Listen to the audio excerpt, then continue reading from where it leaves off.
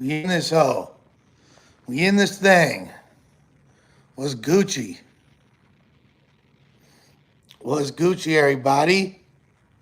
10K in this thing. Come on. We in this hoe. We in this thing. I celebrate. What's Gucci? I celebrate the small victories. You feel me? For all of us, for everybody. You got to feel good about it. There's so many. There's so many times I could feel like it's hard being on such a big platform and having such a big built-in audience that you take for granted the work it takes to build something from the ground up. And this is essential that I've had the channel for a long time, but I would just only upload sporadically or have it for my music videos and things like that. And I never really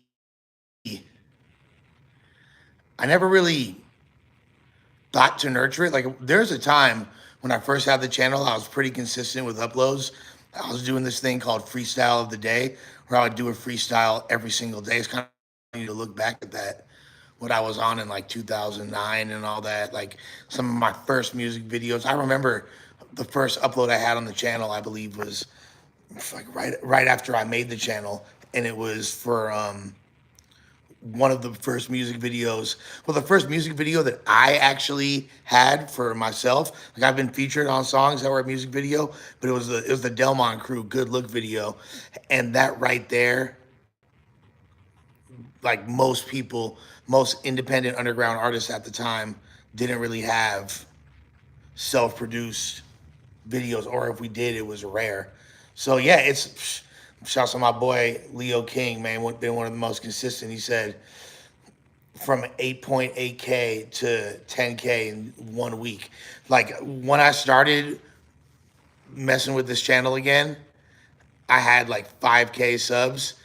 And really, since I started to make a real effort to, when I pivoted from using the Ruin Your Day channel to this channel, like 2 weeks ago, I want to say, I had barely 6K. And it's been just up since then. So I'm super grateful to each and every one of y'all for rocking with me like that. Come on, man. What I'm gonna need y'all to do though, go crazy on that like, but put your foot on the damn like buttons, share, and if you haven't subscribed already, subscribe.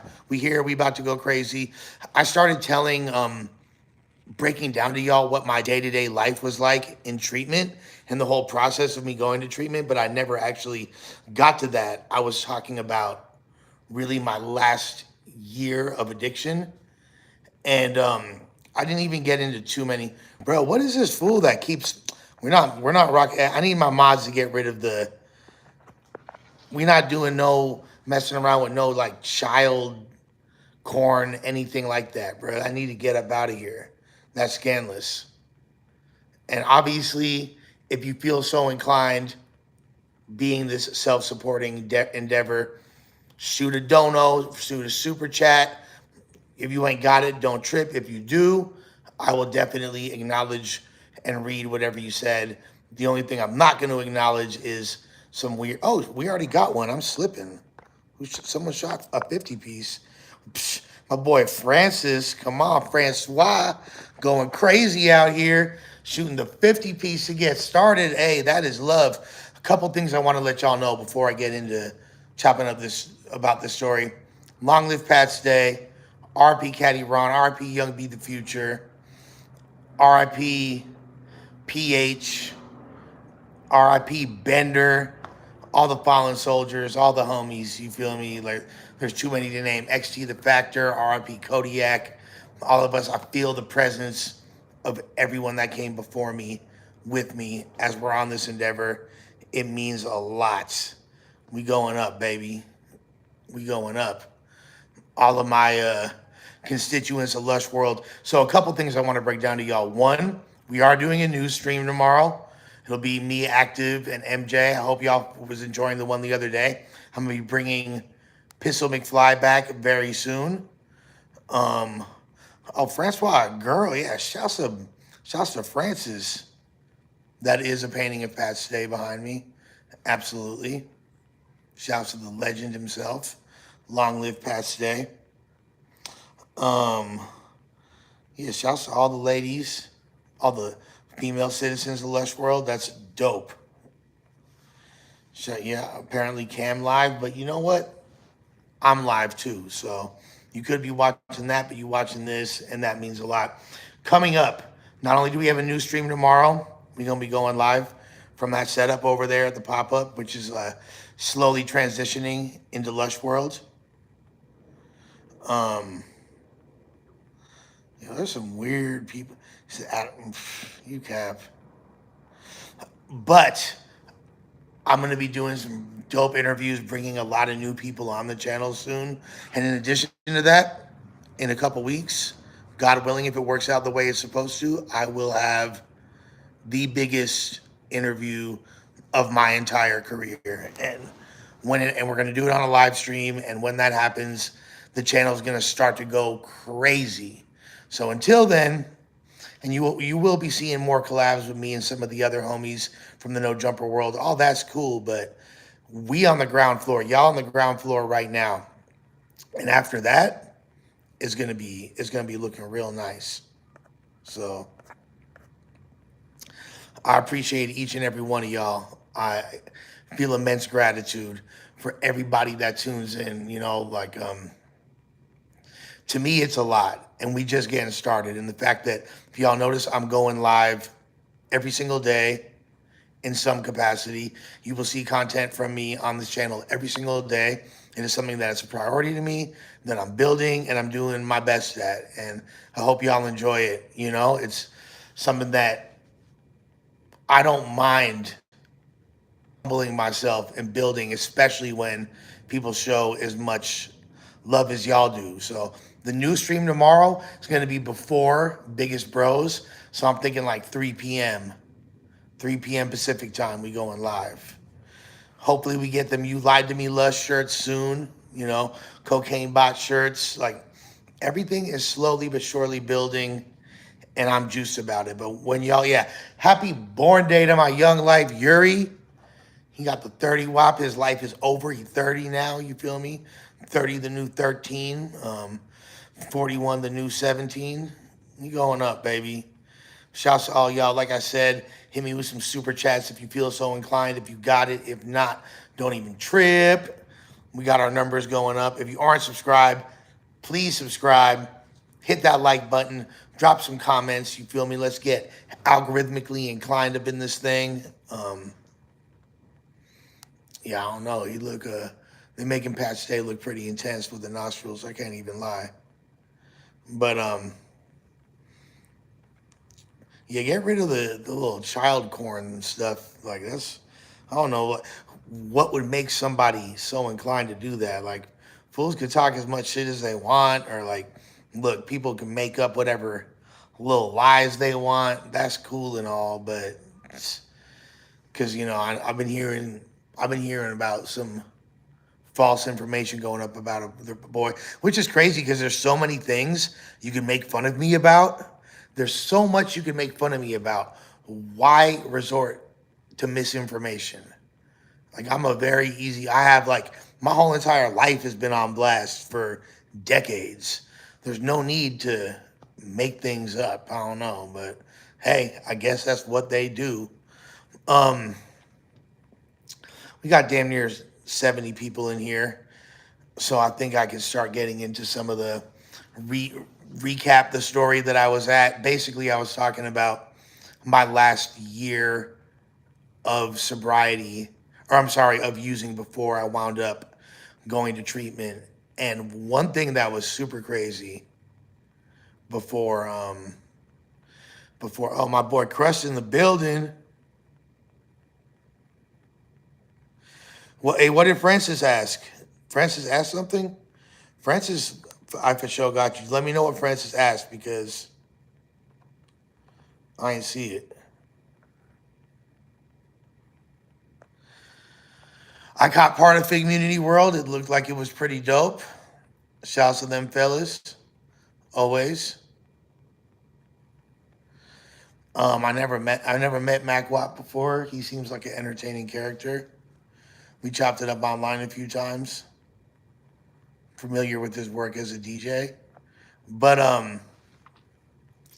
so yeah, no. Let me know what Francis asked, and I'll definitely answer it. And if anybody else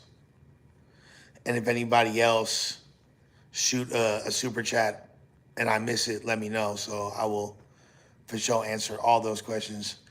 Oh, Francis said, when do you plan on doing a live battle rap? So Disaster and I and everybody else that works with our Battle League GTX, we have a big event we're putting together in June. I'm sorry, in August, and another one in December. We have the Grind Time 15-year anniversary that we're doing in August in the Bay Area. It will be a 2-day event, and in December we're doing the Disaster versus Crooked Eye battle event, which is gonna be crazy, and that'll be in LA. Um, I'm hosting. I'm hosting in June 3rd. I'll be in Seattle. I'll be in Alaska. Probably have a few other spot dates before. Oh, I'm May 21st. So in a few weeks, we got the I Evolve TV over there in Ontario, California, in Ontario. I'll be hosting an event called Trail of Tears, which is for basically an all Latino battle rap card, about to be fire. They got me hosting it. I'm not mad. We got Germ Free versus Looney Divine, two fine ass hyenas, two firme hyenas battling. We got what else? We got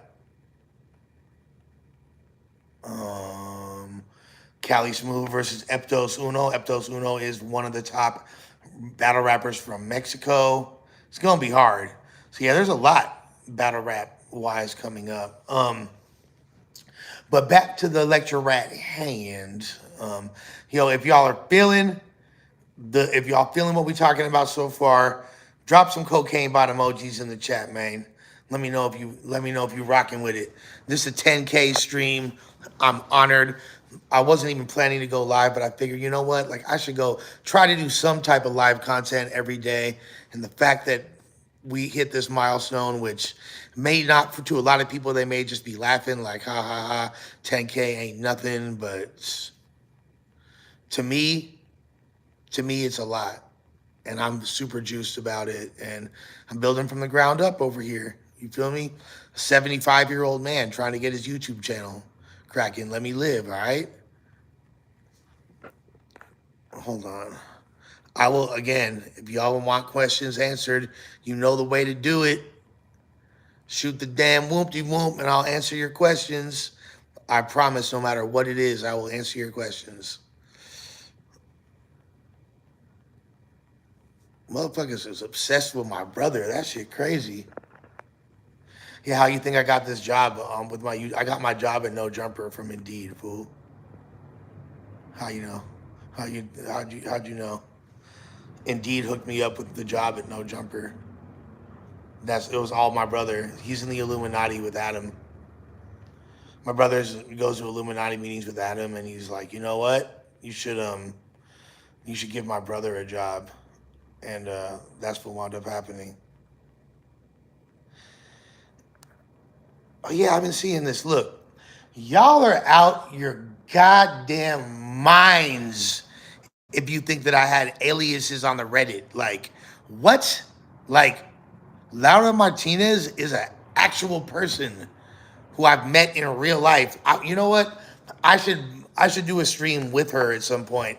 I don't even talk to Shorty like that anymore, but that's like an actual person. It's so strange to me that people like, I didn't even know until people flooded my inbox earlier. I didn't even know that my Reddit account was banned. But no, that's not me. If I wanted to look, I'm gonna tell y'all this. Like, as stupid as I am, y'all, I'm a little bit slicker than you think. If I wanted to make a burner account on Reddit or anywhere else, y'all would never know. You think I'm gonna like use the same language that I use, the same lexicon? Y'all are tweaking if you think that like that was actually that chick is a real person, fool. Like, and it's definitely not me. But of all the narratives, like there's so much shit you could make fun of me about. There's so much shit you can make fun of me about. Like, come on, fool. Yeah, Leo King just said, I got called you on Reddit. I burned them. They said I was a burner. Yeah, bro, come on, fool. It's so fucking dumb.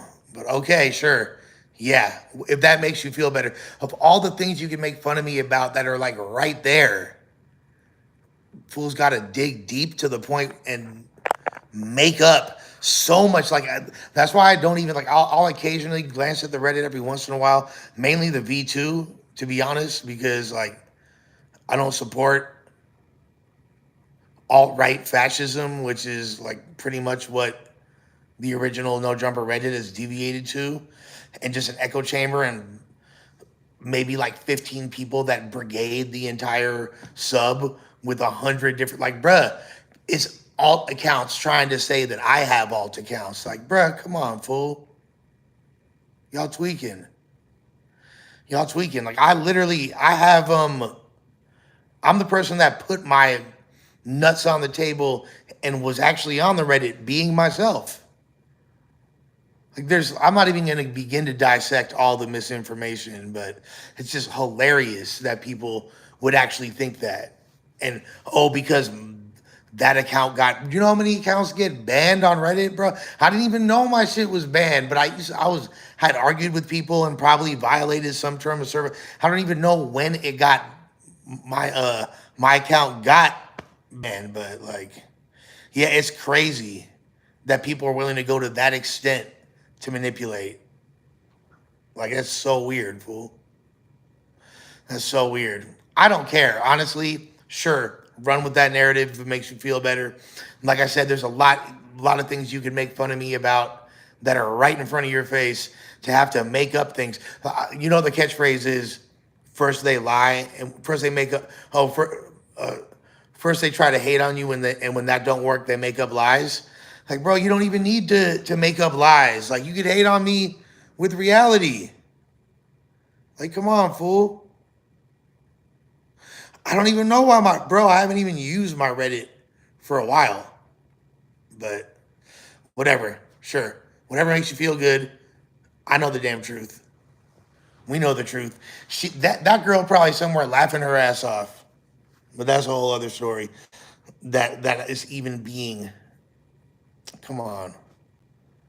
Tweaking. I appreciate like what I feel like we're cultivating here in Lush World is a bunch of people that is not even a lot of people that rock with No Jumper. This is like its own separate contingent.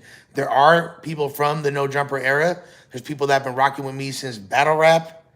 And then there's, man, we have $51. Thank you for the Uno piece from NF. You feel me? Give me 50 cents and I'll be even more happy. It's about to be about to be a special day in a few days. Come on. Cinco de Mayo for all my Cincos. Yeah. Shouts to the homies, man. But I appreciate all of y'all. I really, really do. Man, we got the numbers going up every single time. Yep, my brother Pat Stay, LL Pat Stay, man. Again, I do this all the time. Drop a rooster, you've been rocking with me since before, or drop a damn cocaine bot emoji if you from that era. My boy Only Fantasy Card said, yo, tap into Genius Graphics, spelled Jeannyus Graphics. He said, let's get some new cocaine bot designs for merch. I'm down, fool. Hit me up. Let's get it popping. Let's get it popping. Oh, and also, like, drop a honey emoji if you got a damn honey pack and you got it from royaltyhoneyyusa.com and use the discount code LUSHUNO, all caps, for your sexual enhancement needs, because that's going crazy. Yeah, honestly, I will do a stream with Laura to clarify it for the Reddit, because this shit is too weird. I'm definitely down to do that. I don't necessarily, there's reasons why I'm not psyched on that, but I will do it just to shut people up because it's so weird. Hey, my boy said I'm still listening to that 667 cult. Cult life or no life. If you a 667 head, you know the two devils and the angel emojis if you rock with 667. My boy Ralph Sinatra in the building. Shouts to the pop up. Like I said, huge things on the horizons, and that's not even being hyperbolic, but it's a really an actual thing. Hey, no, I'm not even mad at you. Go to royaltyhoneywusa.com to cop that. You feel me? Again, $50 dono. I take my hat off for 51 seconds. Um, $40 dono. I freestyle. Anything is just love. And regardless, I want to get back to these stories. As far as am I joining back on Fig? You definitely gonna see me again over there. I'm gonna say that.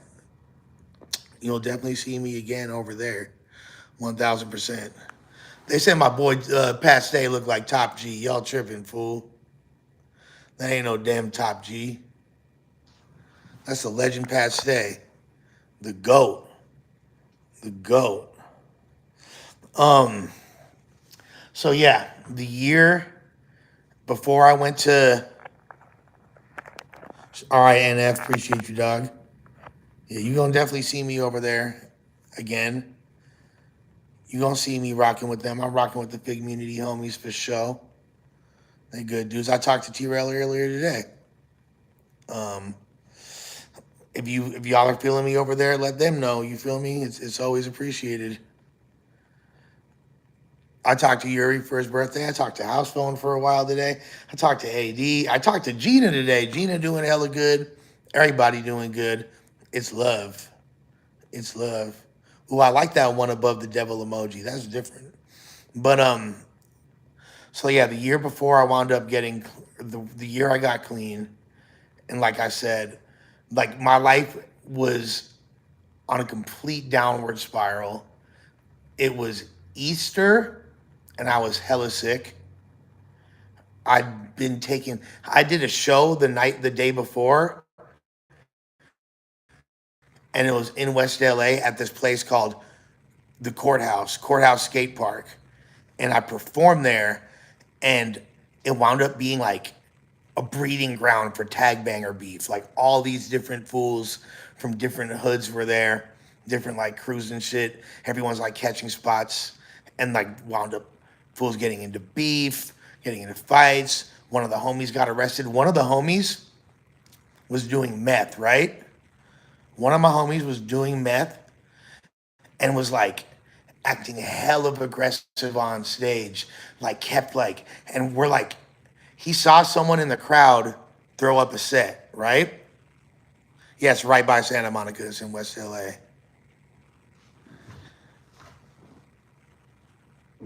Somebody in the crowd threw up a set. This is right after I put out a project called A Saint and a Tyrant, and it's only available on Bandcamp. You can go listen to it on Bandcamp. It was actually dope. I was excited about it, but it wound up like getting some bad feedback. It got like a bad review that really made me upset because I put a lot of heart into that project. But I like wrote, recorded, did the whole thing like in a methed out haze. I was doing a lot of crystal by myself to the face, right? I wind up I wind up at the show, and I'm like, I have a cold, so my voice can't even project like it's supposed to. But I have a crazy ass outfit on. I had like leather robins on. I had a pair of leather robins. I was feeling myself, but I was also like in a weird space, and I like ate a little thing of crystal, so I'm like tweaked out just to like make it through the thing. One of the homies was smoking scante. Someone in the crowd like threw up a set, but he didn't do it in an aggressive way. He was just kind of like being like saying what's up. So he threw his thing up.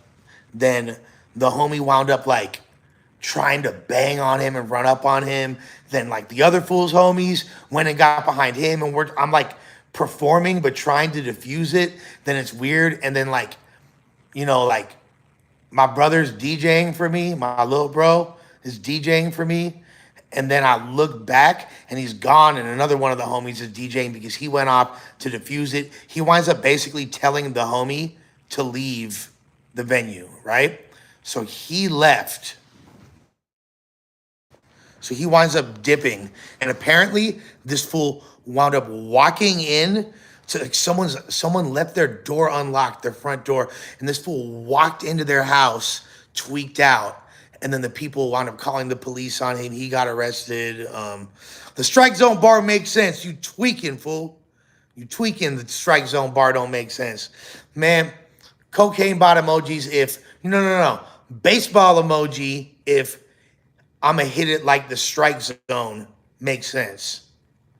And you could put baseball if it makes sense, basketball if it doesn't. Hit him with the no jumper emoji if it don't make sense. To me, that makes a lot of sense.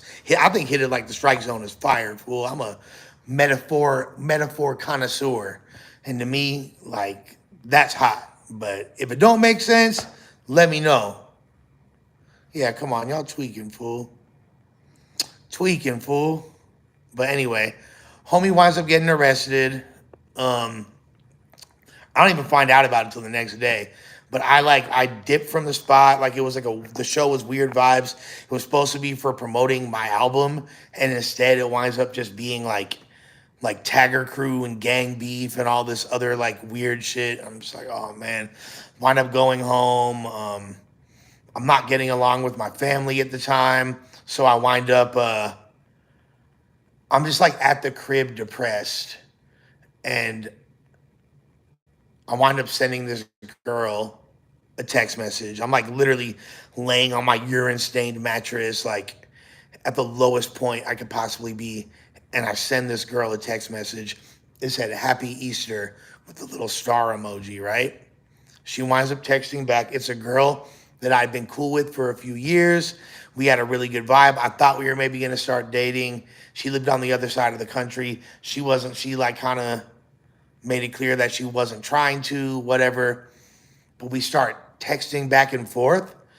And for some reason, I noticed there was like a interesting tone developing in the conversation. And I'm like, now I might not be the smartest man, but from where I'm standing, it seemed like you might be low-key on the tip. Shorty, is you flirting with a young player in the game? And then she's like on the phone, and for all intents and purposes, didn't stop talking for days on end. Like we would spend hours talking. We start dating. And the next thing I know, she's on a flight to LA to come see me. And she pretty much like, y'all used to watch Ren and Stimpy? Any of y'all old enough for the Ren and Stimpy cartoon? Remember in Ren and Stimpy how like Ren would be like in the Stimpy would be like in the middle of the street, and a steamroller, like a Mack truck, would come through and just drive right over them and like flatten them, and they would become like a pancake. And then Ren would grab a spatula and scrape Stimpy off. What's up with my connection, fool?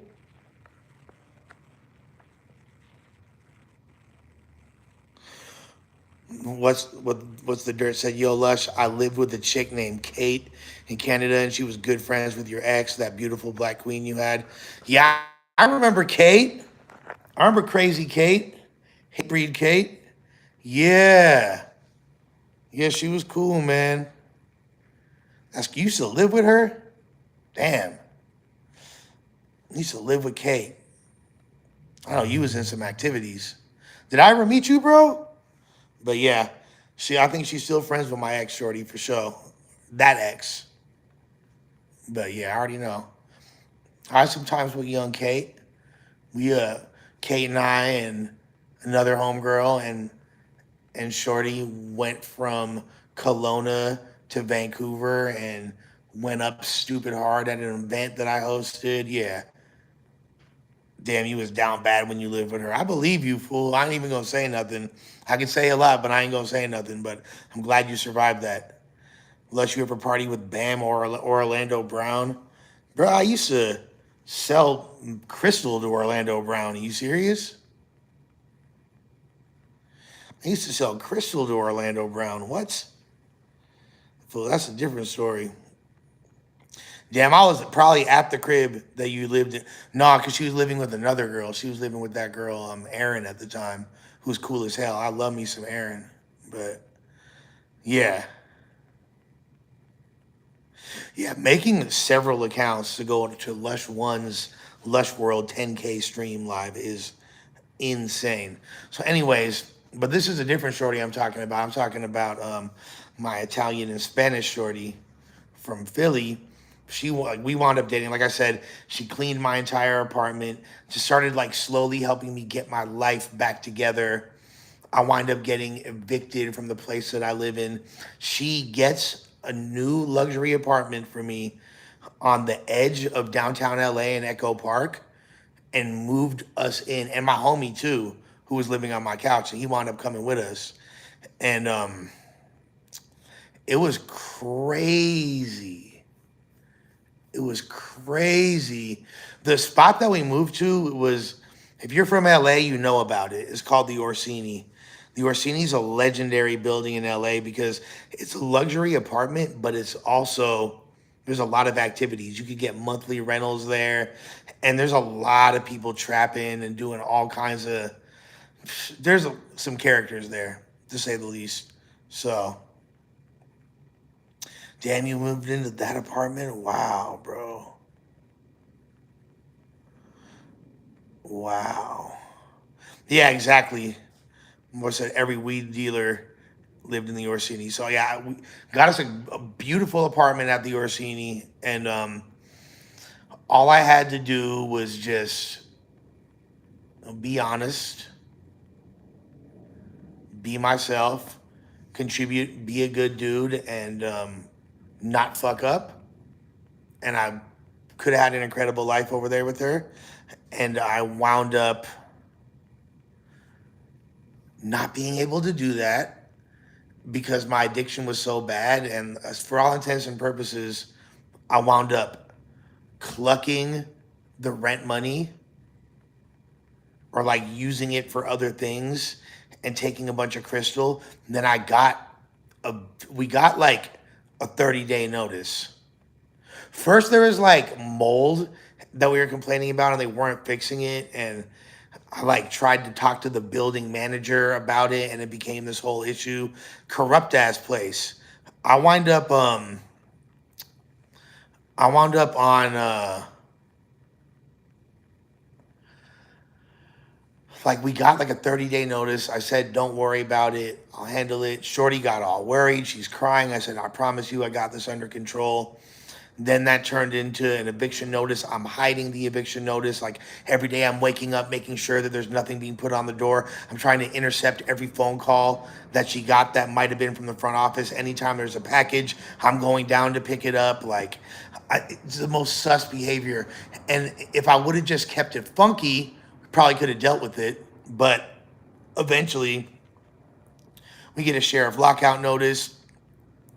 The sheriff winds up at the door and I wind up getting evicted. Like one day we wake up, everything's normal, and all of a sudden, knock, knock, knock, it's the sheriff, and they're like, you gotta dip right now. What are y'all arguing about in the damn comments? Y'all are tweaking, fool. What the hell happened? Anyways, y'all not feeling the story or what? Y'all not rocking with a player? Yay or nay? You rocking with a player? I'll talk about something else. I'm trying to keep it funky with y'all, man. Okay, okay.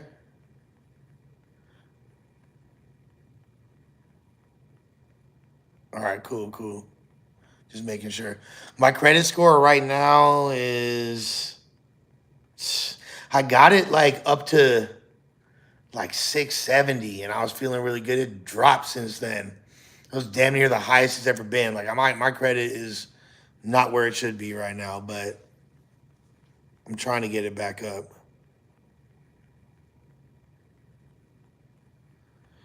What do you mean? I have like my lexicon is a art, homie. What you mean? Like I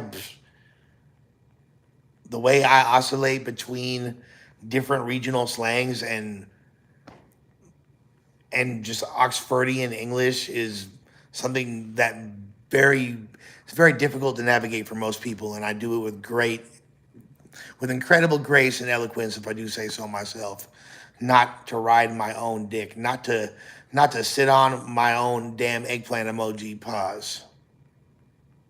Hey, I will answer anything that is asked with a dono. You feel me? And let me tell you, this is Lush World, and Lush World has many nations, but there is no nation like donation.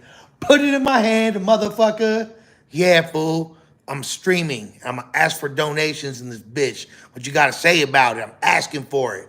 Ho, get mad at a player. We gonna have a Lush Discord.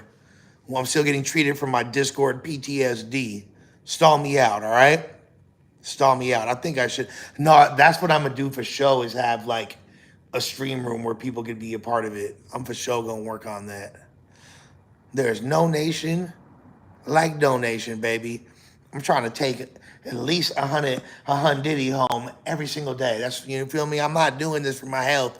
I'm not doing this for posterity. I'm gonna start. So tomorrow I will not only be live on YouTube, but I will be live on Caffeine as well. So I was trying to bring Diz on the pod tomorrow, but he's busy unfortunately. I love me some Cardi. I love me some Cash Cardi. Been on the wave.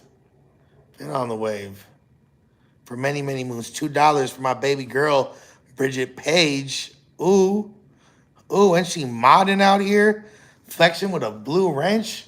Shorty got a blue wrench. What y'all got? Die lit era, and even like I'm a for sure. Really, the unreleased, all like the compilation of unreleased or SoundCloud only, or just like the Cardi leaks. I could listen to Cardi leaks all day. But when he was doing like I love Cardi from the Uno the Activist era. Like I rock with Cardi. He's just a vibe. Like the he's just like a whole he's a whole mood. Like the energy, the production. Like I remember the day Magnolia came out. I was like, yo, I'm just gonna roll around with my partner while he was driving around serving knocks all day. And this is my bro who like he knows my music taste so well. He'll put on a song and be like before he plays it, be like, "This your new favorite song." He's done it multiple times. I remember he did it with Chanel Vintage by the most 11 $20 by Stephanie. Who you trying to get? You trying to get wifed up, huh, girl? I love me some Stephanie. I got some of the most loyal homegirls in here. Like, I swear to God, we need to do a live with all the Lush World ladies because y'all are some of the coolest, bro. I love y'all. I haven't even met you yet, and you cool as hell. Shouts to Detroit City, my homegirl Steph in the building, Bridget, all the real ones. But yeah, so I remember my boy played Chanel Vintage by Young Thug and Future and was like, yo, this your new favorite song. And he was right. It became my new favorite song for hella long. And I remember the first time when I got in his whip, I had just popped the E-pill, and he was like, yo, this is going to be your new favorite song. And it was Magnolia. And it was before Magnolia came out. I used to have, I guess you could call it a podcast, but it was only available on Audio Mac. And a lot of the episodes have been copyright strict. Now, who remembers Flavor Junkie? So I know someone in here used to listen to Flavor Junkie. We were breaking records. Like we had like multiple episodes with hundreds of thousands of views. Flavor Junkie was crazy. My bro Smokey would play a song or would do a mix, and we talk about it and dissect different regions, all that in hip hop. But that when that bro, Flavor Junkie went up. I know there's someone in here that used to listen to Flavor Junkie, but that was like we broke Magnolia, we broke EXO Tour Life, we broke hella records before they actually came out, before they were popping at all, and even some before they were released. What's the first day out by T Grizzly? Like a lot, because this was during it was like 2016, 17, and then through 18 we had that pod. and we had our own freshman list. And we broke Mafia Business by Greedo. We were going crazy. That what's the one? There's the one Greedo and Draco song together. They have a lot together, but there was one. The what was it called? Post Traumatic. That one right there. Some song I got texts and drums, and you went to a right if no detectives come. That one right there. We broke all that shit. But yeah, anyways. Yeah, I know some of y'all know my brother Smokey, 1000%. This fool, hey, what's up, my homegirl Mo on the text? She said you should set up Streamlabs so you can keep all the back. Damn, why be scandalous? All right, catching dirty South Jersey wants to hear the Sirius Jones story. Okay, I will tell the Sirius Jones story, but what I want to know is, do I pivot from where I'm at and just go straight into the Sirius Jones story? Or do y'all want to hear about the Sirius Jones story? Is crazy. I'm not gonna lie. The Sirius Jones story is crazy. Would y'all rather hear the Sirius Jones story, or do you want me to continue telling the story that I'm already talking about? But anyways, yeah, that song, I remember being on ecstasy and listening to Magnolia over and over. I just wanted to hear nothing else. But you feel me? Hot it in my sock, selling that re-rock. All right. Y'all want to hear the damn Sirius Jones story? Fuck, man. All right.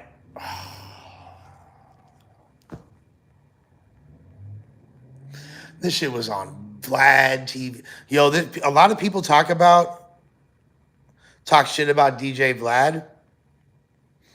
But one thing I'll say, Vlad did something hella cool for me.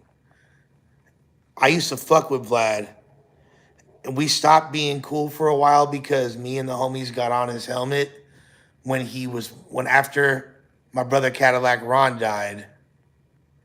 He wound up posting the video of Caddy shooting heroin in the battle as like a clickbait headline, and we wasn't feeling that shit.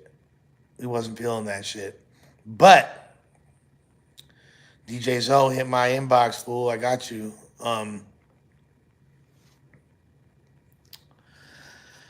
The Sirius Jones thing. So 2014, because Vlad could have really, he had us. I told a story to Vlad when I was on a bunch of Xans about the beef with Sirius Jones and certain things that happened.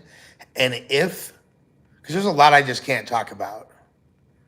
But if Vlad had aired that, I probably would have it would have been evidence, and I could have got locked up behind it. And he actually said, I'm not going to put this out for that reason. So 2014, I cracked the $1 million deal with Alki David. We're doing this battle event, the Ether battle event. I wind up like I'm booking everybody for this card and giving people the biggest paychecks they've ever gotten in their life through battle rap or beyond. Like, we're giving people 20 bands to battle, 15 bands. People that usually get like $2,000 are getting like 15 bands. People that usually get like $200 are getting 1,500. Like, the whole thing was crazy. Sirius Jones hadn't battled since Math punched him in the face. And that was like a return battle for him. Previous to that, he hadn't battled for years. Daylight said he wanted to battle Sirius Jones. I wound up reaching out and booking Sirius Jones. Sirius Jones is a dude that I have looked up to, was a fan of for a long time. Like, I always, I love Ninth Wonder, of course.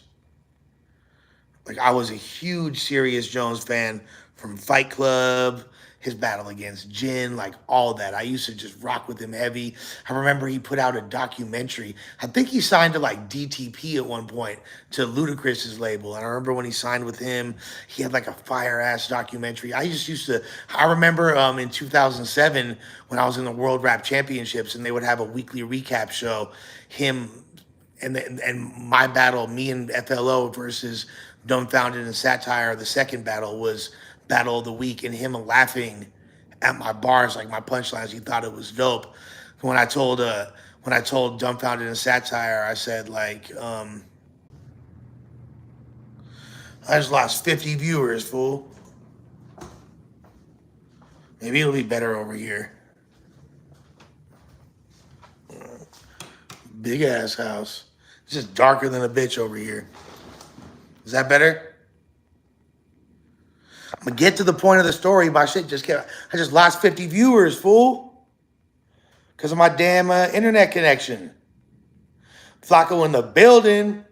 My boy Flacacito. So, anyways, 2014, booking of the Ether event. Daylight wants to battle Sirius Jones. I booked Sirius Jones. He gets an exuberant amount of money. I think he got paid $14,000.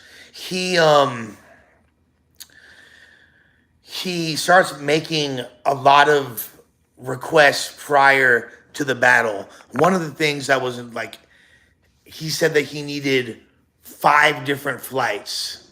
So we started booking the different flights, right? And then, so I started booking the different flights. Some of them are like, clearly it's like his hose, because he was like pimping at the time or whatever. I'm not putting anything on blast. He already did time for that. So this isn't like me putting something on blast that people don't already know. He's pimping at the time, whatever. Some of these were his hoes. They have all intricate flight patterns. They're making asinine requests. Like, oh, I need business select. I need it to be a direct flight. So we're spending thousands of dollars to accommodate all these extra requests. We should have just refused to do it. But leading up to the event, we wind up having a huge financial snafu. And we don't have enough money to do the event. But because Alki David decided he wanted to like hold off a bunch of the money, and like he thought that he was being scammed because so many people scammed him. He was doing some crazy shit. So basically, I had been footing a lot of the bill for the event. At this point, I'm already like over 100K in. One of my boys winds up putting up 50K at the last second. Like, he had a safe with 50K in it.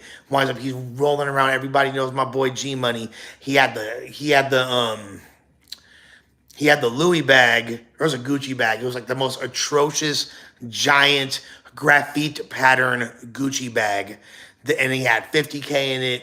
We're rolling around in his 7 Series, picking up the battlers, giving them deposits. Most of them hadn't even gotten their full deposits because they're getting paid such extravagant amounts of money. I'm like, damn. But I told Sirius beforehand, like, yo, we should just like, bro, I don't like know if we're going to be able to give you your full amount right now. Like, it's probably going to take a few weeks for you to get your bread. He's being really unreasonable. I'm like, you know what? It's all good. We just going to cancel the battle. Battle's canceled. He's not willing to do that. He's not willing to do that. He's like, no, you've been using my name to promote, blah, blah, blah, blah. And I'm like, all right, fine, whatever. Like, I should have just chalked it right there. He winds up coming out. We wound up giving him as much money as we could beforehand. I'm like sending him bank transfers, even though I knew that the money wasn't even in there. So it would like a bank transfer would show up on his PayPal, and then it would like disappear. Like the bank transfer would just vanish into thin air. It would dissipate like a puddle in the desert on a hot summer morning and just slowly turn into evaporative smoke in the air and just vanish. His bank transfer said, phew, phew. It was just gone in the blink of an eye. And then I was like, but I still wound up getting him loot. Like, but all in all, like he wound up getting, he was supposed to get like 14 racks. He got like 12 racks. And way more were spent on all the flights and everything, right? After the battle, he's tripping. And he's like, yo, I'm going to post up in LA until I get those other 2 bands. I'm running around like a madman, like in the streets doing, having to bust moves to get the rest of the money, not just for him, for everybody else. He had received most of his money, And here's the thing. He starts threatening me and talking crazy to me. I'm like, all right, like, why am I going to prioritize you when I have people that I actually care about and I have people that I care about preserving my working relationship with? When you're over here threatening me, he's like saying crazy shit. And I'm like, at the time, I thought I was Scarface. I'm moving around like Julius Caesar. Everywhere I go, I have like 15, 20 people with me, like a brigade of foreign cars. And, I'm rolling around with hella gang members. Look at any pictures of me from late 2014. Anybody that was following me knows exactly what the hell I'm talking about. Lush is the most non-white white person ever. Bitch, shut the fuck up, fake ass Sadie Perry troll account. I'm gonna tell my story. Look, if y'all not feeling the story, let me know. Somebody real. If y'all feeling it, let me know. Smash the likes, shoot some donos, share, comment. Come on, run it up. This is the 10K stream, you bitch. Yeah. Betty, what's good, baby girl? Betty, where's Betty at? Yeah. Betty. Come here, baby. Yeah. Pit bulls in the building. Pit bulls in the building. Pit bulls in the building. Pit bulls in the building. The pit bulls in the building. The pit bull. The pit bull. The pit bulls in the building. The pit bull. Pit bull. Run up on me, get your face bit off. The pit bull. The pit bull. Betty in the motherfucking building. You ho. Yeah. Now I don't know what the hell she is. I think she a pit bull, but she a gangster. She's like the sweetest dog ever. I ain't gonna lie. So as I was saying, he's like, I'm trying to get people paid off. I'm like hopping on flights to different cities to meet with other people with money to make, because at this time I have 3 6-figure budgets open. I had the Alki budget, which I'm like trying to recoup and trying to make him, after the battle, he winds up slowly like making right on his word. He's giving me 15K here and there. I had another dude that was doing the Battle of the Bay 7 event. I had a 6-figure budget open for that, which is going to be the next month. He was in Arizona.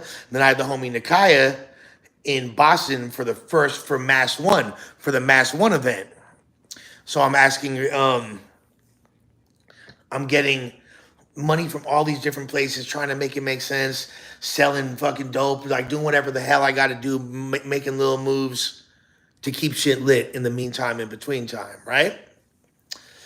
Now let the fake Sadie rock, actually. The fake Sadie is consistent. We don't need to ban her, but she needs to show us her digital tits, all right? With that being said, Betty and this bitch. Dogs are gonna sleep in bed every time. Yeah, this is, of course, I'm the most sober person in Yodi land, all right? Let me tell you that right now. Now, with that being said, I'm trying to bust all these moves. Sirius is being really, really persistent and just kind of being a dick. I wind up, now, at the time, there's my boy Jeff, and Jeff is dead now. Jeff wound up dying a few months ago. Remember when y'all seen me in the damn suit going to the funeral? It was for my boy Jeff. And I can tell you a lot of stories about Jeff. Jeff was rich, but he was broke at the time. And he's trying to get his money up, but he still has money. He's like the brokest rich person you could ever imagine. Like, even when he's broke, he's doing it lavish, right? He winds up, he's like, I'm trying to figure out how to get money out of my Arizona investor because I need more money to pay off the rest of this card. A lot of the people that are booked on my January event are also the people that we owed, and it's affecting the overall card. So this dude, Jeff, threw himself in front of a train. That's how he died. R.I.P. Okay? Jeff literally threw himself in front of a train. It's a crazy story. Rich people, suicide, dramatic till the day he died. All right. He tried to overdose himself a few times, didn't work. Homie wound up throwing himself in front of a train. I wish, I wish I was making this shit up. He was at a rehab in Florida. $1 from my boy. Nobody cares. We are creeping up to a hun diddy, baby. We need who's gonna shoot the other 15 hucks so we can get another hun diddy. But of course, I come to the Bay all the time. But damn, R.I.P. Jeff for sure. R.I.P. Jeff. My condolences to his family. Love them very much. Hope I'm probably gonna need to plug in pretty soon. So let me see if we keep the reception up in here. So this fool, man, this shit wild, right? So then Jeff winds up getting us a flight to Arizona to talk to the other investor. I This is like a huge Xanax phase of my life. I'm dumbass addicted to Xanax. No meth, but like there's a lot of cocaine. But really, like taking hella Xans. I wind up I wind up going I take I'm on a bunch of Xans. We fly. We have like the whole like you don't need to check in thing or whatever, like the walk through security thing. We go there. We land at the hotel. We're supposed to be meeting the investor guy at the hotel bar. Before we go to the hotel bar, I'm like, there's this hotel with like little bungalows, and there's like a nice shower. I'm like, I'm gonna take a nice hot shower. I'm on Xanax. I'm feeling myself. I get all cleaned up. There's supposed to be meeting the dude at the hotel bar, right? By the time I'm done with my shower, and like after I get out, they're texting me like, yo, he's here, he's here. I'm like, just chill. Don't make any decisions. Don't make any deals right now until it's all handled. I'm like, all right, for sure. By the time I get there, I'm like, what's up? Let's figure this out. And they're like, oh no, here's a shot for you. Let's take shots. We figured it out. The money issue is handled. And I'm like, word, what's the money issue? And they're like, Jeff's gonna give money to the other investor, Teddy, to handle the debt. Jeff's gonna get money for it. I'm like, you fucking idiot. I'm thinking in my head, like, what? Jeff's gonna give him money? I need Jeff to give me money. We're supposed to be getting money from this guy. And now he's fucked up on drugs, doesn't realize what he did, and he completely fucked it up. And I was like, because I took a long shower, this whole meeting got messed up. The whole money thing gets messed up. I'm like, yo, are you kidding me right now? Everything's all bad. So I wind up, bruh. She said choo choo. It's hilarious. So then I wind up, like the whole trip is a bust. I wound up getting like the rest of the money Jeff has for like paying off little things. I'm like, this is so dumb, bro. We were supposed to get money. Now, for all intents and purposes, we, as in my friend and me, owe more money. I'm like, this is a complete bust. We get back, land, take a Uber Black back to the homie's apartment, like, and as I'm there, I'm like, I get a call from my wife at the time. She, no, this is where the story gets good. She calls me and said, like, Sirius Jones is threatening me. Da da da da. He's saying crazy shit. Blah blah blah. You need to check him.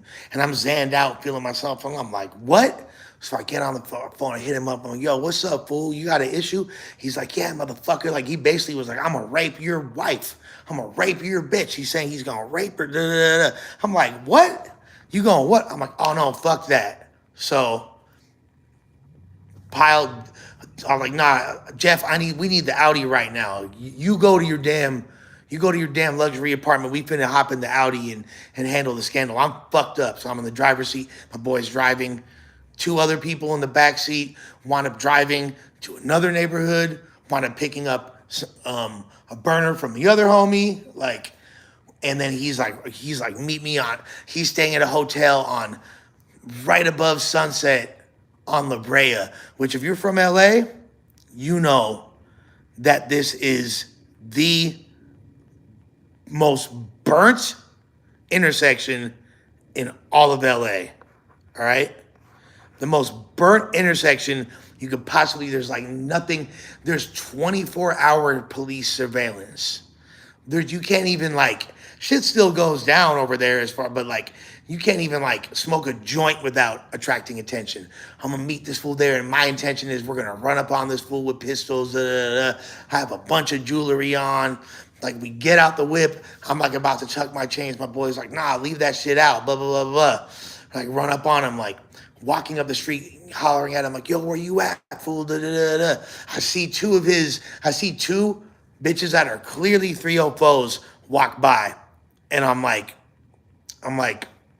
bro, I was so fucking dumb at that time. I probably would have, oh man, I used to do crazy shit that you would never think from my character. The person that y'all see, the passive, nice, trying to avoid confrontation, willing to fucking rank out because I just don't want that energy in my life. The person that I am is so different than the person I was back then. Especially like me, there's a reason why I needed to get sober. But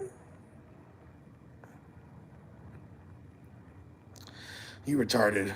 Um, I was on some dumbass shit. Right? So I wind up walking up the street looking for this fool. Walk up La Brea.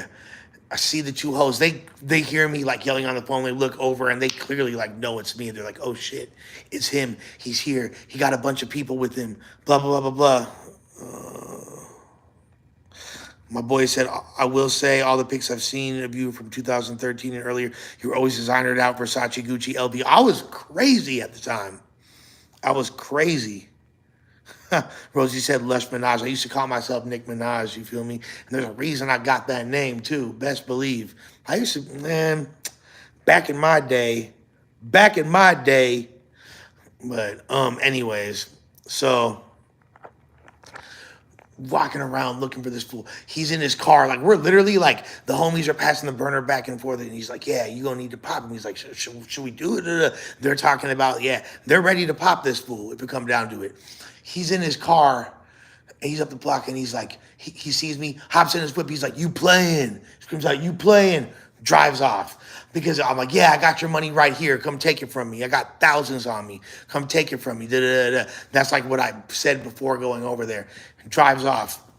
There's a lot of shit happened back and forth. There's arguing. There's a few incidents I can't talk about. Wound up culminating in us having a huge argument going back and forth on the Angry Fan show, talking about a lot of this shit. Then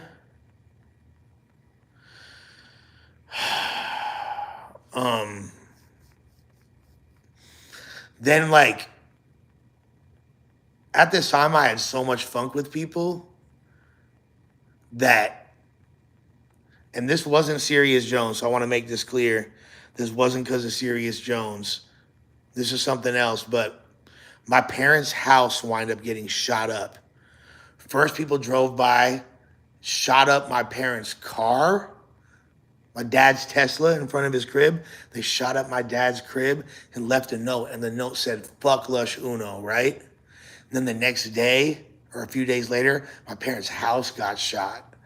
And that's when they installed all the motherfucking woompty wooms and blah, blah, blah, blah. After that, the better livings, as they say over there. But, oh, yeah. My parents' house got shot up, and I was like, you know what? Like, this has gone too far. I can't keep getting into funk with people like this. People are willing to, like, we're playing with high stakes, big money. People are willing to really go to this. Hey, I don't give a fuck if you think this is real or not. Like, anybody that knows me will verify this shit. This is shit that I done talked about before. There's like this whole entire, people think that I be lying, but like anybody knows. Anybody knows. This was 2014, December of 2014. Like towards the end of the year. Maybe like, nah, this is actually January of 2015. Because also, like, I wound up getting into it with Jeff. We went our separate directions at the beginning of 2015. And a whole bunch of other shit happened. Could have even, like, yeah, because it's sometime in January, I wind up calling Sirius. get on the phone with him because I'm like trying to squash the beefs that I have at that point, or like some beefs needed to get worse and other beefs needed to get squashed. And I called him. I went up and what?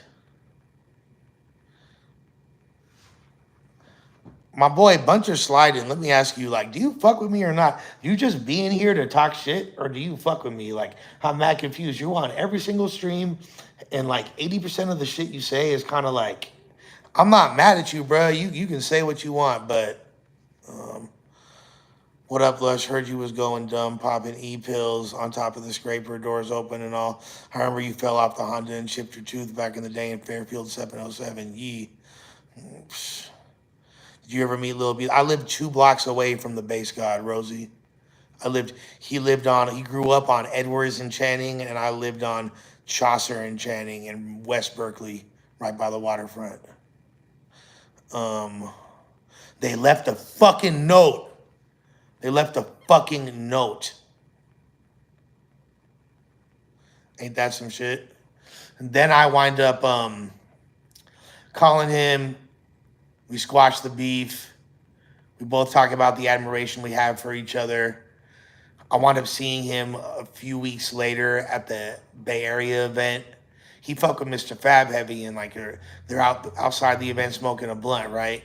And I walk up and I put my hand out like, pass me the blunt type shit. And he's smoking, he's all, damn, Lush. Damn, Lush. You gonna take thousands of dollars from me and now you wanna hit my blunt? What else you gonna take from me? Damn. He says it like in a joking way. He's laughing. He passes me the blunt.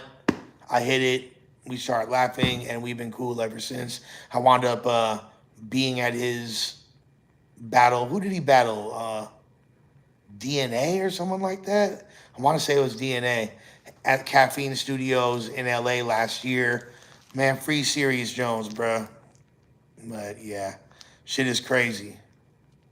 Shit is absolutely crazy. I wanna. What else you want? What else y'all want me to talk about?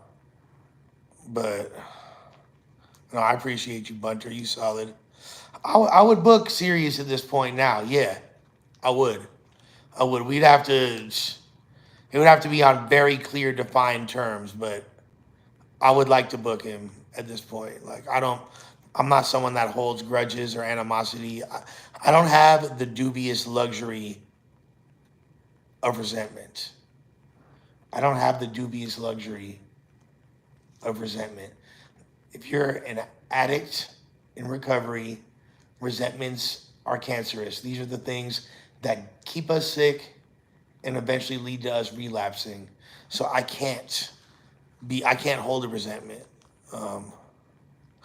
My brother, I wound up, my brother doesn't help me out monetarily at all, although we are very, very close. But we've had some issues with money in the past, and I will never get a cent from my brother. During that same time period, I wound up getting when I said I was busting moves trying to get money, I wound up getting like, I think it was 25 bands from my brother, and promised that I would get sober afterwards and get my life together. Didn't, and we wound up falling out, and we didn't talk for years. But yeah, I ain't gonna tell y'all what the interview is. Hey, look, if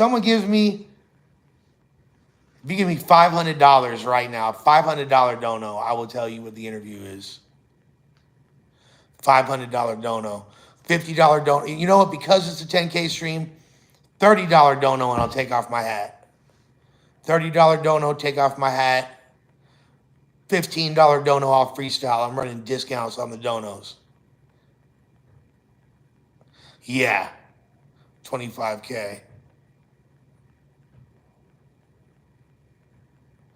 All right, Get Money, appreciate you. With that being said, what do y'all want me to talk about next?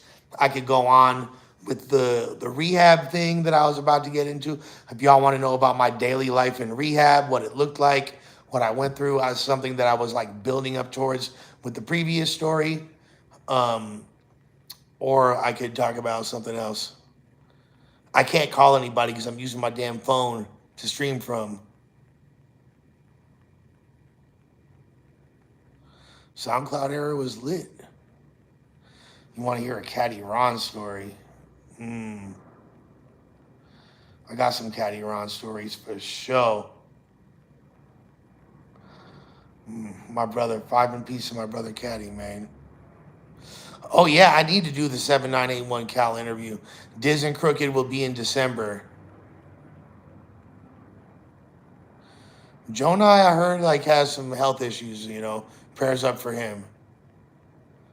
Shouts to Jonah though. He did a couple battles after that Diz one. He had the psychosis battle. He had another one too that he did well in. Shit, the Halloween. A lot of the Halloween costume battles are out. The only one that's not is the Diz Eminem battle and the Ku Klux Klan versus Malcolm X battle. Like, I'm trying to think of a good caddy story. There's so many. Um, I remember what jumps out is just caddy giving me. I remember one time we had a show in one time we had a show in Oxnard or like Ventura, somewhere in the 805, and it was like I remember it was a far ass drive, and I had like a little bit. I remember like Shabazz the Disciple from Gravediggers was performing with us. I forget who it was. Um, I'm trying to remember, but I drove out there, and Caddy was there. And when Caddy walked up, I'm doing lines in my damn fucking car to the point, and I only had a little bit left. And the Caddy's like, "Come on, fool, you got to give me some blow too. Like, let's do some blow." And I'm like, "Fuck, I really only had enough for me." But I'm like, "Fuck it," so I give him a bump, right? Give him a bump. Then this fool, I wanted to fucking kill this fool because the next day he winds up going on a podcast and he's like talking about me doing blow. He's like, "Lush was doing blow the other day at the event and he was super stingy and he only gave me a bump." He's like, "Don't ever disrespect me by giving me a bump of coke. When you offer me some blow, you need to have Cadillac Ron spelled out in cursive in cocaine." And yeah, I got super mad at him for that. But long live my brother Caddy, always. Oh, what the fuck? Smegma, isn't that like dick cheese from an uncircumcised dick? You got me fucked up. Pause, by the way. Genuine question, did you ever fuck with A-Hat Rap? Yeah, of course. OD's my mans. I for sure did. My boy's tweaking. Yeah, Ron obviously OD'd. Ron obviously OD'd. Long live my brother Caddy. But yeah, I got too many Caddy stories. I'm gonna do a whole stream telling Caddy stories one day because I got categories of Caddy stories. But the fuck if I was Jeff's connect. Jeff did not need me to be his connect. I might have got him high for his first time. I don't know about that. I'm talking about smoking weed when we was kids. Look, there's like multiple people that I got high for the first time that are dead now. Like, I ain't even gonna lie to you. 1,000%. I'm not a 49ers or Raiders fan. I'm Raider motherfucking nation to the death of me. I bleed silver and black. From the Bay to LA to Las Vegas. Favorite Tribe album, Midnight Marauders or Low End Theory. I'm a Midnight Marauders guy. I love, I'm going to rank the Tribe albums for you. Midnight Marauders, and this is unpopular opinion too. Midnight Marauders, Low End Theory, Beats, Rhymes, and Life. I love Beats. I actually, if I'm being honest, I probably like Beats, Rhymes, and Life better than Low End Theory. Like, I love Beats, Rhymes, and Life. Then People's Instinctive Travels, probably fourth. Love Movement, fifth. And then the other one, the newest one, last. A lot of people don't fuck with Beats, Rhymes, and Life. I love that album. The Jay Dilla production is crazy. Super underrated, slept on album. Yeah, I was like, you're not gonna make me feel bad, bro. I promise you. Hold on a motherfucking second. Someone said get raids to battle fives. Who the fuck is Scarfy Hat? You're somebody from the hood though. I'll fuck with you. Yeah, I didn't fuck with the newest Tribes album either. I ain't gonna lie. Tomorrow, we doing a legit new stream. Me, MJ, and Active, 3 p.m. Tune in. Oh yeah, Spinach was hard. Slum Village Volume 2 is one of my favorite albums of all time. I like Volume 1 also, but Volume 2 and what's the other one, 1088? Yeah, those are all flawless albums. Did you actually know Ryan Leone? Ryan Leone was my man's. Ryan Leone, right before I got clean, Ryan Leone's on a fucking song with me, like talking shit on the intro. He was real good friends with my boy Riggy. And he fucked with my music heavy. That was my man's. We used to kick it, fool. Like, I fucking helped save Ryan Leone's life one time. Ryan Leone helped save my life when I was like about to fucking go into withdrawal. A few days before I went to treatment, I went to fucking Ryan Leone's crib. He was the only person that would like that was fucking with me that was willing to give me free drugs, and he happened to have some benzos. I think he had some Klonopins, maybe like one Xanax or some shit, and he gave me enough. The last fucking drug I ever took, in my life was a piece of a fucking Klonopin that Ryan gave me so I wouldn't go into withdrawal. Isn't that fucking crazy? And then like in 2021, Ryan was on a sick bender, wound up at this chick's house in Orange County, and he was doing hella fucking fentanyl over there. And me and the homie wound up snatching him up out, going over there, convincing him to leave, snatching him up out, and driving him back to his lady's crib in the valley to his wife and kid. That right there was, whew. I think that was second to last time I seen him. Yeah. R.I.P. my brother Caddy. What's my favorite Wu-Tang albums? Favorite Wu-Tang album is Only Built for Cuban Links, followed by Supreme Clientele, followed by Liquid Swords, followed by, I'm going to throw Enter the Wu-Tang, probably, yeah, that's probably number 3 or 4. Then Iron Man, then Wu-Tang Forever, then Return to the 36 Chambers, then Tikal.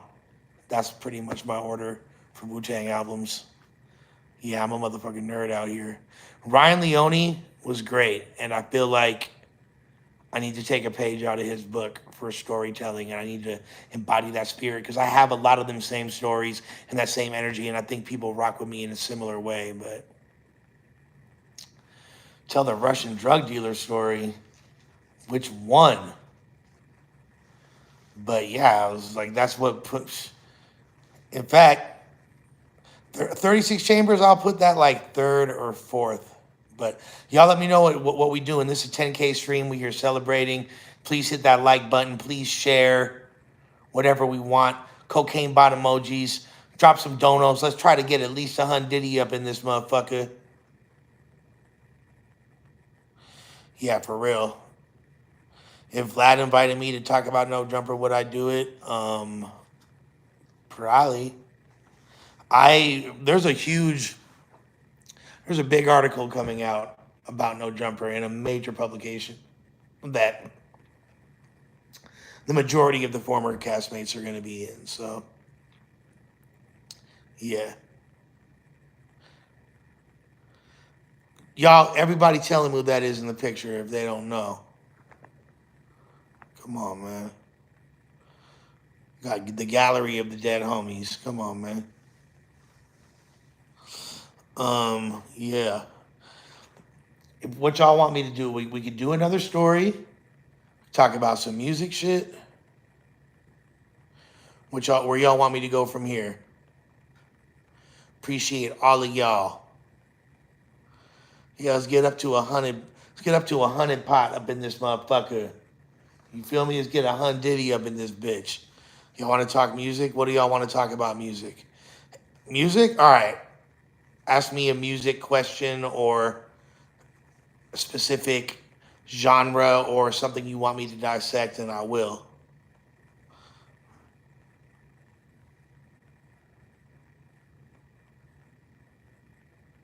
Sure, get a tattoo of your face on your leg.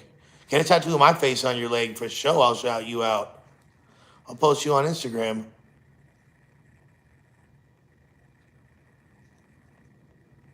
Oh, it's not my article. What does Tikal mean? Tikal is what this fool used to call the weed. It's Method Man slang. Hell Rel is the homie. I was fucking with Hell Rel. I almost booked him. Like we have used to kick it with Hell Rel. Ruga's a good dude, man.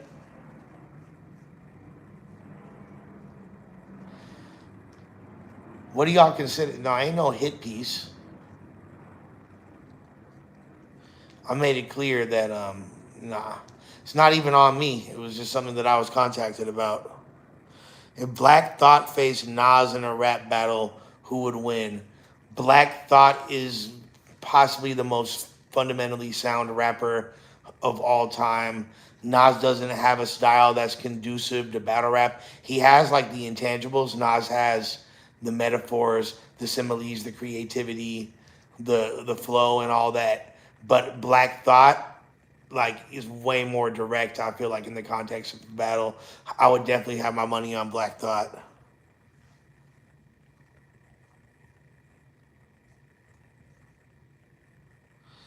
Damn, 5EO Foreign got his chain snatched. Man, hope you get it back. It's tough rocking around with them chains, bruh. Matter of fact, one of my newest ventures coming soon, I'm actually going to be a jeweler. I'm going to be brokering jewelry. So, yeah, I'm a part of an organization called the Cuban Plug. Y'all gonna see it pretty soon. They just did pieces for G Perico and a bunch of other people. So, yeah, it's one of my new ventures that I will be launching soon. Can I shed light on what the article would be about? Is it a toxic workplace? And no jumper.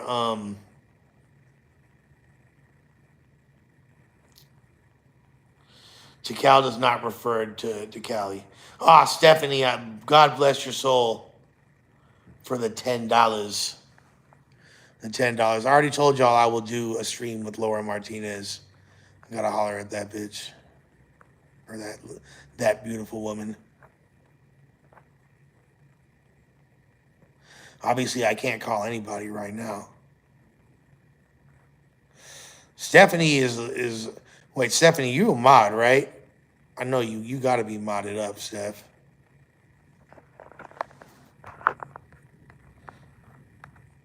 If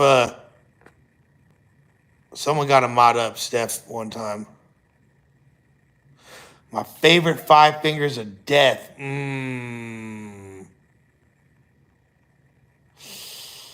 That's a good question, but I seem to remember my boy Locksmith going stupid on there. Question: did I ever mess with Damn, nobody cares that you're more entertaining by yourself than the whole and No Jumper crew combined. That's a really nice thing to say. PD Pablo was kind of hard, fool. I like really didn't do. He had a couple of jams, and he definitely, like, obviously, you feel me. Raise Up is a timeless classic. Freak a Leak is a timeless classic. I didn't. He had a couple other joints too, and I remember some features of him. I never really like dove super deep into the PD Pablo catalog, but I always enjoyed him as a rapper for sure. Oh yeah, Space Ghost Perp had the five. Man, I forgot. I'm a huge Perp fan.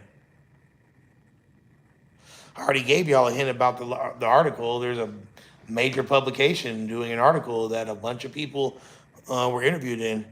Did I ever fuck with Dirt Nasty? Dirt Nasty played me in a motherfucking movie. He played my character. He played Lush One in a movie. I used to party with Dirt Nasty. We worked together in the studio. We filmed skits. I have skits with Dirt Nasty, Andy Milanakis, all them. I know Legacy real good. I know Mickey Avalon, like all them. That's all. What's up with Máquina Muerte? Isaiah disbanded Máquina Muerte years ago, and everybody kind of went their own way. I heard Mestizo is doing good, has a family. I think he's like a barber in Philly. I know Exist is riding his motorcycles up there in Oregon now. I'm doing this. Caddy's no longer with us. Briefcase is a millionaire. All kinds, yeah. Fools are, you know.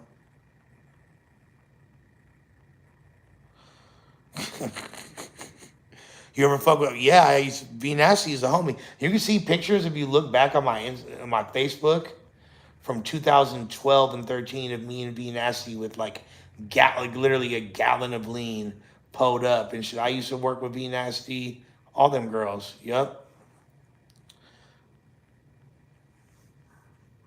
Used to do songwriting for a lot of people.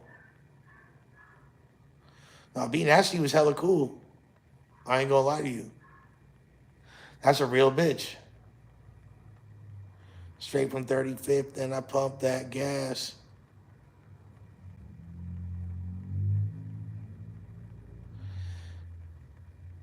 Hey, I guarantee motherfuckers like, hey, go tell her not to say that shit.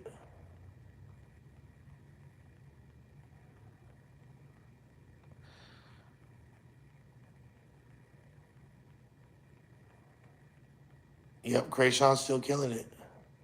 My boy said I'm Quentin Miller. Nah, but I done some work. I'll tell you that. Would I ever reconcile with Adam 22? I have no like serious beef with him, but no, I don't. I mean, like, I don't think we'll work together ever again. I have no desire to work with Adam or No Jumper in any capacity. I closed the door on that chapter in my life. I'm grateful for whatever I got from them, but we doing our own thing. This lush world now, baby. I ain't tripping on no Adam 22.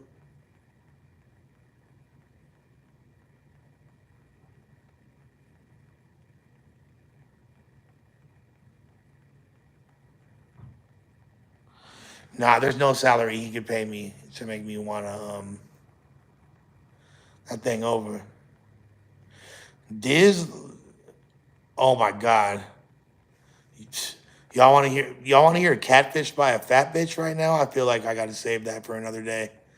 Like I'm there's no way. Like if y'all want me to tell catfish by a fat bitch, which is like a magnum opus lush story, which is already on No Jumper anyways, but no, that's gonna cost, bro. I can't just tell catfish by a fat bitch. I can't do that.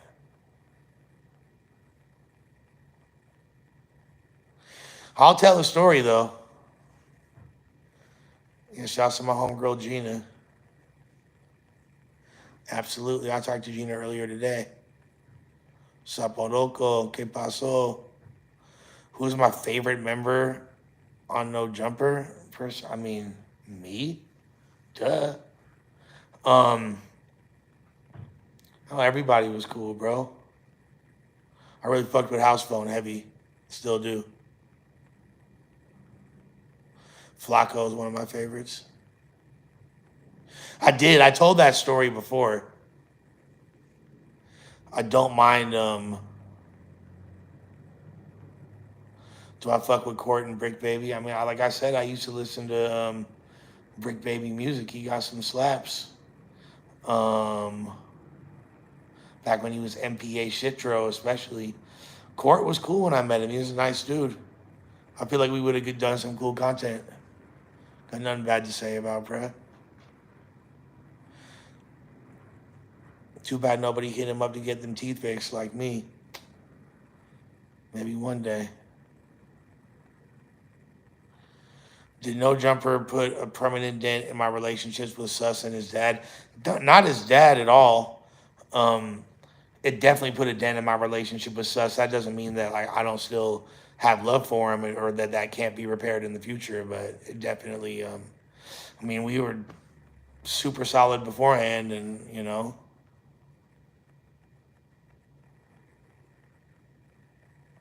my cameo on what to get some views.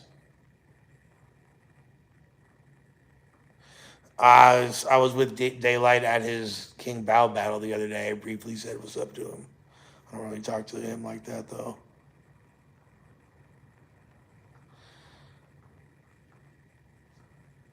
So I don't think Sus is a bully. I think he does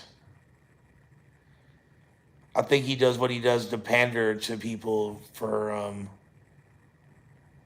to pander, like, which a lot of people do. People are pandering for attention and praise. I don't think he's a bully though. I think that's just his sense of humor. Oh, my Time Cop cameo. That'll get snatched down for sure. But I would. Yeah, I'm not fucking with the drama over it. Dumbfounded's doing well. I saw Dumbfounded the other day.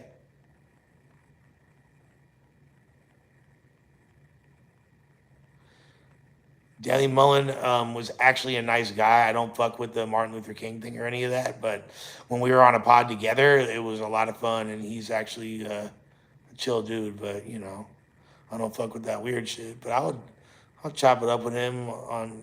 I'll let him know how I felt about some shit. But I think that makes for good dialogue. I'm very happy with. I'm very grateful for the small victories, and I'm loving the fact that I can get over 100 viewers at a time every single day, getting $100 every time I stream, every single day. That makes me feel good, makes me feel grateful, and I know when these numbers go up, and when the people start really rocking with me, it's gonna be all on the merit of my hard work and the people that believe in me and us rocking together and building something from the scratch. Like, yeah, it was difficult making that transition, and you take for granted like having that built-in audience. But I know that the people that are tuning in, they're really rocking with me.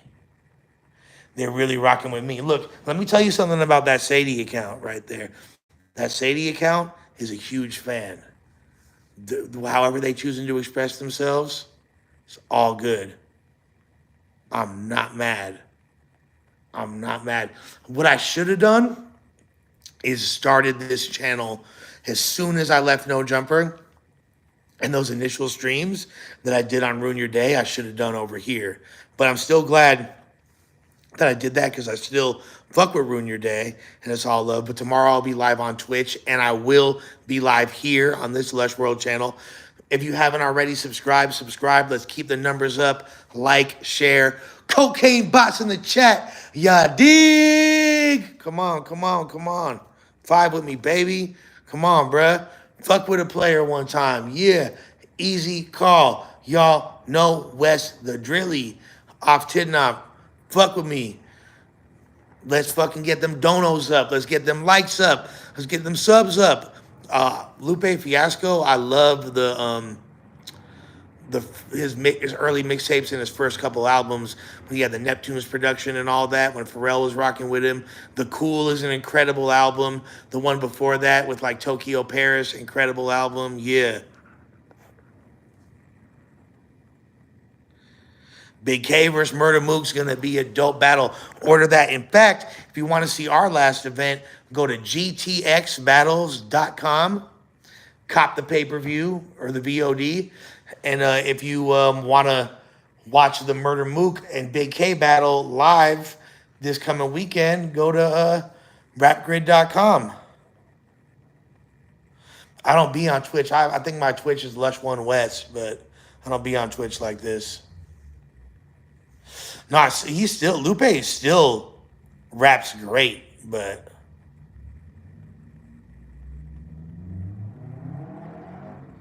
what do you mean how I get a beard, fool? I'm Italian. Got Mediterranean DNA, which fucking permeates through follicles.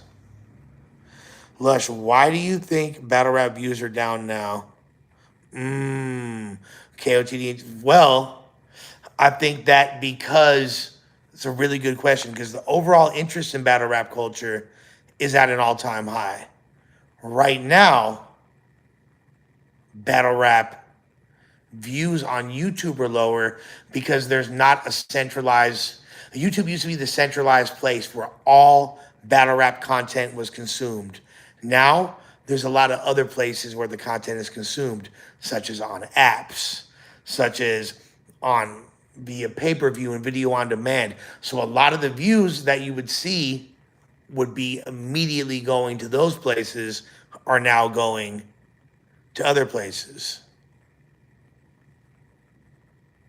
You dig? Does that make sense? Yeah, I mean, simply put, 23 Iron Tusk said, because it went from 100% free to people having to pay for content. But the thing is, those people are still consuming that content. There's more people, like if you look on Twitter and search battle rap topics, if you look on Caffeine, if there's so many places where battle rap exists and is getting more views than it ever has before, but it's just not centralized on YouTube. With GTX, we give ownership of footage to battlers and other people we work with, so our footage exists all over. I mean, we put up a couple million views on a battle, the Disaster versus Assassino. We're on the Red Bull channel. I think we're close to 2 million right now.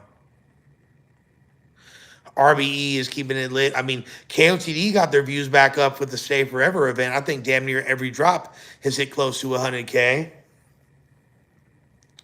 Oh, this is not no damn, that ain't no damn Top G. That's top G right there. Sadie Perry is crazy. That is not no Sadie Perry. Yeah, Bridget, time that slut out. Fuck that all.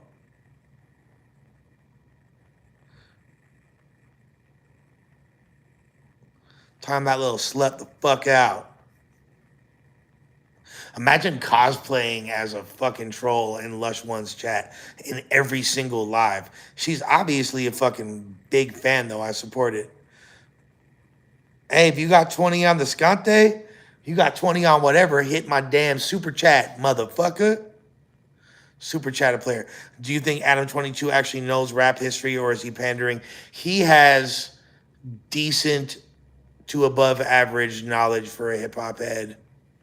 Decent, like cursory to decent level knowledge. There's certain things, like I think sometimes he downplays his knowledge because he doesn't want to make it seem like he really likes hip hop like that. Oh, battle rap groupies. You don't want to hear look, get me up to 100 and I'll tell you a battle rap groupie story. And you could choose, we could do a choose your own adventure battle rap groupie story. You could either have, there's so many different ones, but we could do, there's two. One is called I'm trying to think of a good name for it. One is called Fatal Nut. One is called Fatal Nut. And the other one is called Threesome Fail. It's not really a groupie story, but it's a potential groupie story. I appreciate the love from the cookies. My boy said I work at the cookie store and stuff. I don't smoke weed. If you talk about the cookies clothing store, my boy Chris Grunge is the head designer and owner, one of the owners of Cookies Clothing. I could get any cookies clothes that I want. But thank you. I appreciate that. Y'all don't want either one of those stories? It's all good. $5 dono gets you either one, though. If not, we can talk about something else. How I feel about LP Cannibal Ox Cage. I love the Washington Square Park early 2000s post-ruckus era of hip-hop in New York City. That whole scene with, I was a huge Def Jux fan. Cage pre-Def Jux, actually, though, was one like early Weatherman or pre-Weatherman Cage. Like Agent Orange and Movies for the Blind. Eric Cage is one of my favorite rappers to this day. I love what he was doing. Joe Cutter still puts out music. Lush, are you secretly depressed? No, I'm not secretly depressed. I battle with depression. It's something that I've been dealing with for years. However, now I don't take medication anymore, so it's a lot more. Me not being on, oh yeah, Leak Brothers is amazing. Me not being on medication anymore, um, is been like I stopped taking my medication recently. I stopped taking one of my. I still am on one medication, but I stopped taking my antidepressant. So that's been an adjustment, and I feel kind of better overall. But it's not easy. It's like a interesting adjustment. R.I.P. Tame One for Show Shot. Yeah, I don't fuck with the antidepressant. I mean, like I started taking it last year when I was suicidal, so it got me up. I don't know how much that contributed to me getting about my funk, but I'm smooth now.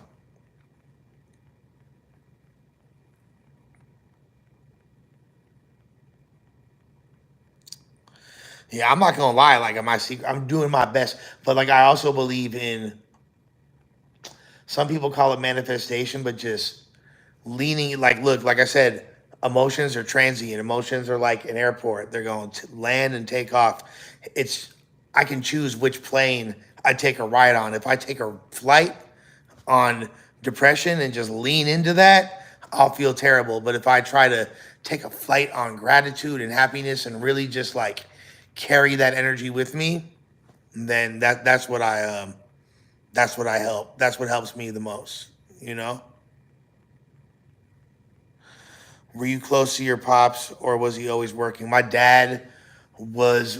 I'm close to my dad for sure, and I love my father very much. But growing up, we had a very strained relation. I mean, early years, yeah, he was great, but I also like by the time I started like getting close to adolescence, yeah, he was first of all gone a lot, but we got into it a lot too, and I want to.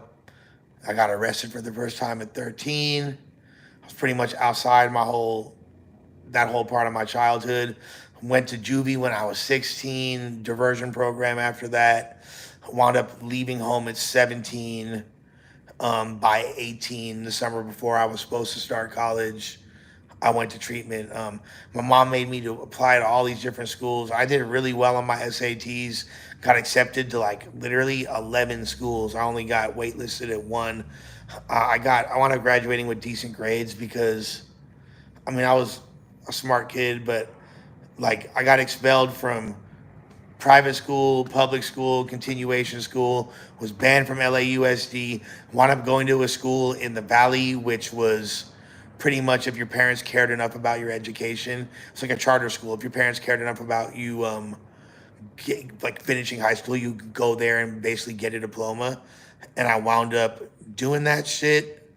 And I got my degree, my high school degree, and I was also fucking the secretary. I was like 18, she was 19. I taught her how to suck dick. She got a tongue ring because of me.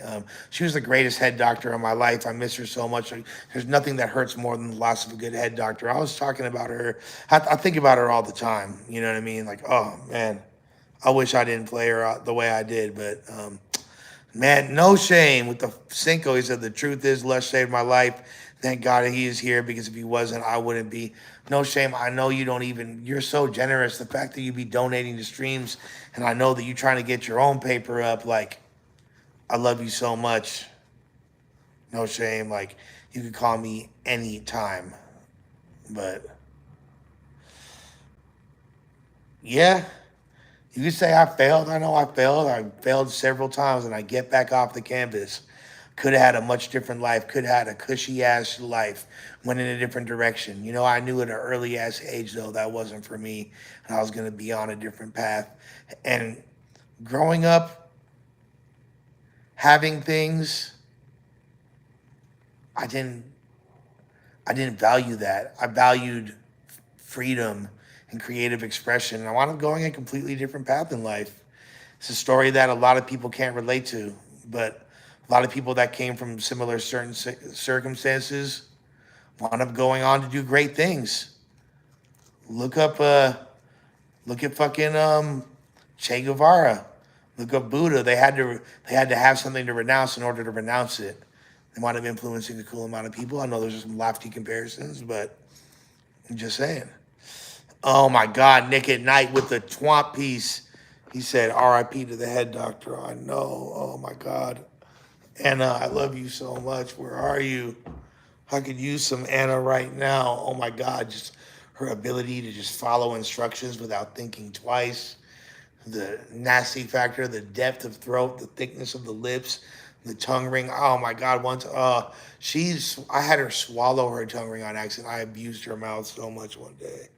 And just had her dome me up again and again while I watched The Simpsons and smoked blunts. And then, I dislodged her tongue. Oh, I miss her so much. Oh my God. No, she paid her. She would give me money every time I saw her damn near. Shorty give me thousands of dollars over the years. What? What? You kidding?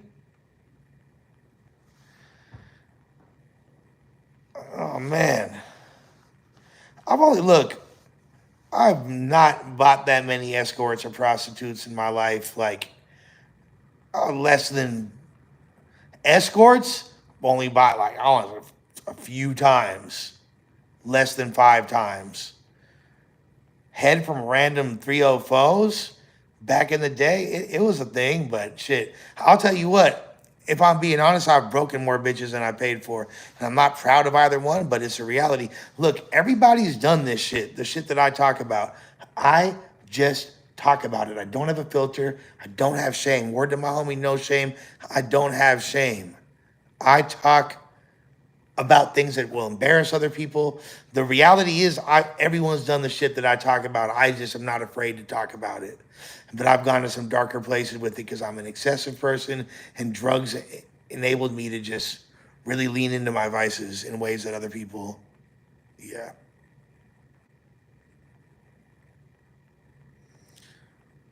Flacco paid a girl to embarrass me. What girl embarrassed me?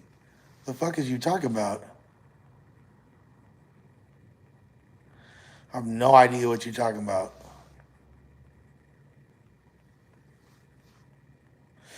Oh, I'll for sure cashing out on Ava Mendez when I go to Hong Kong. Best believe. Best believe. No shame. Yeah, I be attracting I for sure like be attracting the trolls. It's weird.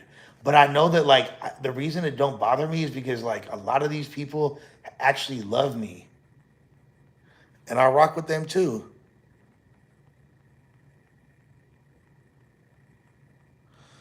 Yeah, that's wild, fool. But damn, how did I start? Oh yeah, high school, finishing high school. This is why it's good that I'm sober. Um, was gonna go. Oh yeah, wound up the summer before I. So I left home at 17. Wound up going to treatment in like the July of the year 2000, and then I was there, went to an aftercare facility, fell in love with a bitch that was at the first rehab. We went to aftercare together, got kicked out because I was fucking with her, got sent to another treatment center or another aftercare facility in Prescott, Arizona. That spot had a bunch of fucking weirdos and sex offenders, and I had to like follow their strict protocol, and then I wound up bouncing on that spot with the female, moved in with her, to different motels that we were scamming. We're selling meth and acid and weed, like stress weed, straight ditch weed. And I'm coming up, and she was like the biggest slut in town. She had fucked everyone in town, and her pussy smelled like fucking mayonnaise left in the sun in New Mexico when it's 114 degrees out. And one time I was hitting it from the back, and she had forgot to take her tampon out, and like I felt like I couldn't get super deep, and I pulled the tampon out. That motherfucker was dry. That tampon had absorbed every fucking bit of moisture from the depths of her soul, and I pulled out. Oh my God, it was. I still hit it though. I ain't gonna lie. I ain't gonna lie, I done worse things too. And then wound up leaving, wound up getting strung out on opiates there because the doctor gave me a prescription to syrup with five. I didn't have a respiratory infection. Doctor gave me a prescription to syrup with five refills from the free clinic. Wound up strung out on opiates for a couple months straight. Wound up back in the first treatment center. Then I moved to the Bay Area. So I was like, I had a very strained relationship with my father. Yeah.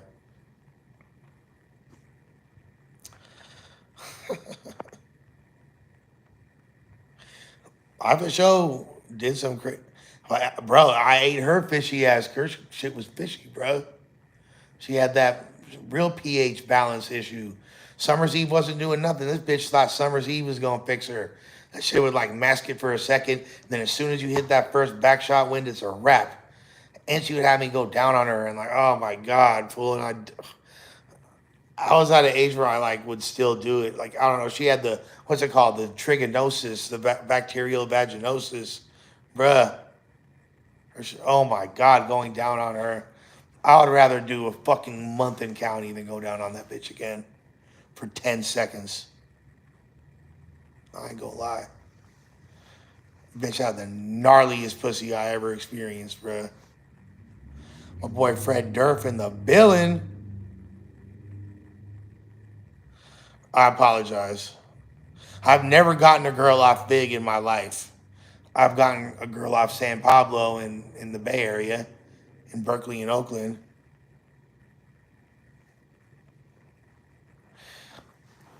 Bruh, don't trip on Tio Sucio's sex stories, all right?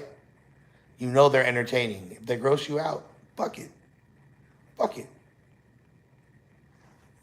You gonna laugh at the end of the day. My bad, Stephanie. Spent some on me. Bitch had the trichinosis. I ain't gonna lie.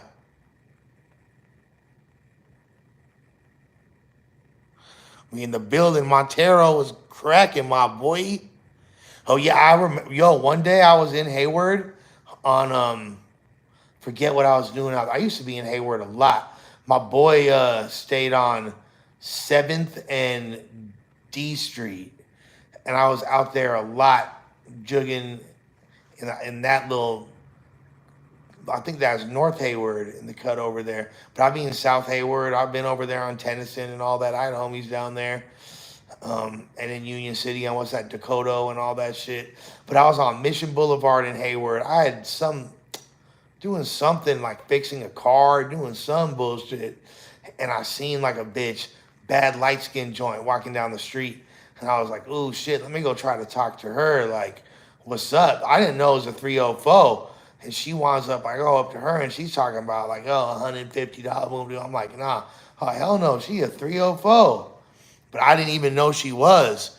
I just thought it was a bad bitch. I just thought it was a bad bitch. I didn't know she was selling pussy. But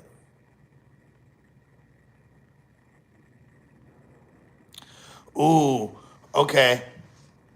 T.O. Lush in the building. Top 5 drug movies. Number 1 has gotta be.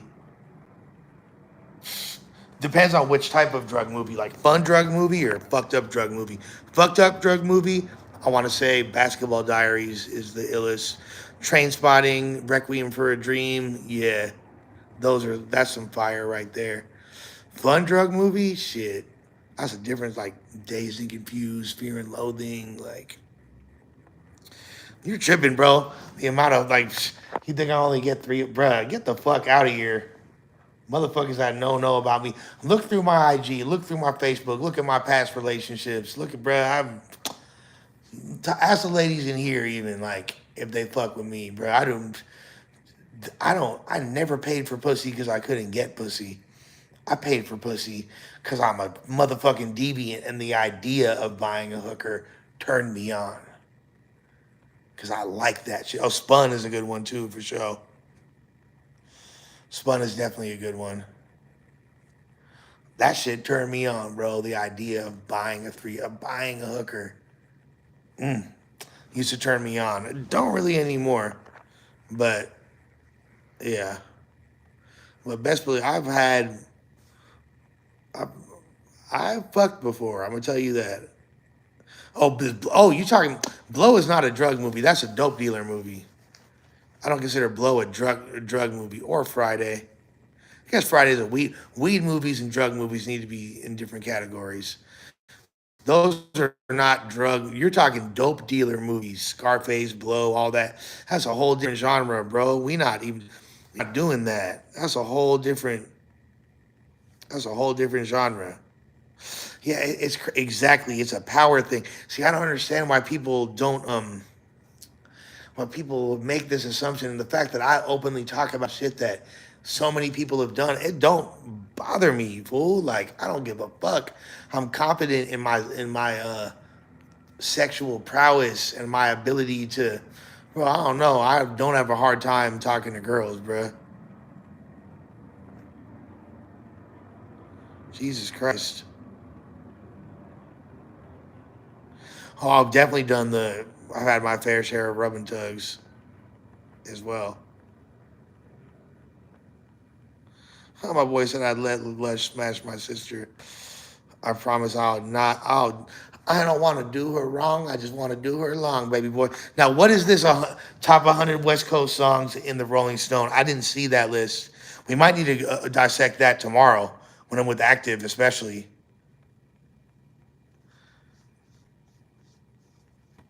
We might need to dissect that when I'm with the gang one time. But yeah, you can tell me right now some of the songs. What's the top five? Ooh, okay, I like this. T. Jones, compare and contrast life in LA and the Bay Area. Mm. But really, what do okay, hold on. Before that, my boy said, watch what Lush, you have no filter. You should watch what you say sometimes. I watch what I say when it comes to not offending people. When it comes to like my past and what I've been through, why do I need to have a filter? What does it matter to you? I present myself the way I want. I come as I am. I come in your girlfriend's mouth. That's all you need to know. I'm just playing. No, I'm just saying, like, I'm who I'm gonna be, and I think people fuck with me for my honesty and my transparency. So, why would I change that? If you're worried about a friend who you think may be addicted to drugs, it's good to know what to look for. The good news is that you can help them more than you may think. That is a motherfucking fact. Okay, let me just address this before I compare and contrast life in LA and the Bay Area. I've talked about this so many fucking times, and I actually want to do a whole pod about this one time, but I'll just talk about it real quick right now. Bro said, "Bro, what did you mean you aren't from Los Angeles in one of your battles?" Okay, let me explain some shit. I was born in Cedar Sinai Hospital in the west side of Los Angeles. I lived my whole entire life, the first 18 years of my life. I'm born and raised in the west side of LA. I lived by Westwood, lived in the Sawtelle district. I lived in Palms, by Baldwin Hills, West LA, born and raised my entire life, okay? When I was 19 years old, on April 21st, 2001, I moved to the Bay Area. And I'd always been fascinated by the Bay Area. I loved it. It just seemed like such a cool place. I love the music. I love the independent hustle of artists in the Bay Area. I love the fact that people were recording their own tracks in their basements and going to the block and selling them out the trunk. Like that whole thing intrigued me. I grew up listening to the Who Riders and E40 and Mac Mall and Young Lay and all that shit. I was fascinated with the Bay. Spice One and Richie Rich. I was fascinated by the Bay from a young ass age. So um so I I moved to the Bay Area that day. I was living in a halfway house, wound up getting kicked out. Um, lived in the projects over by Allendale in East Oakland.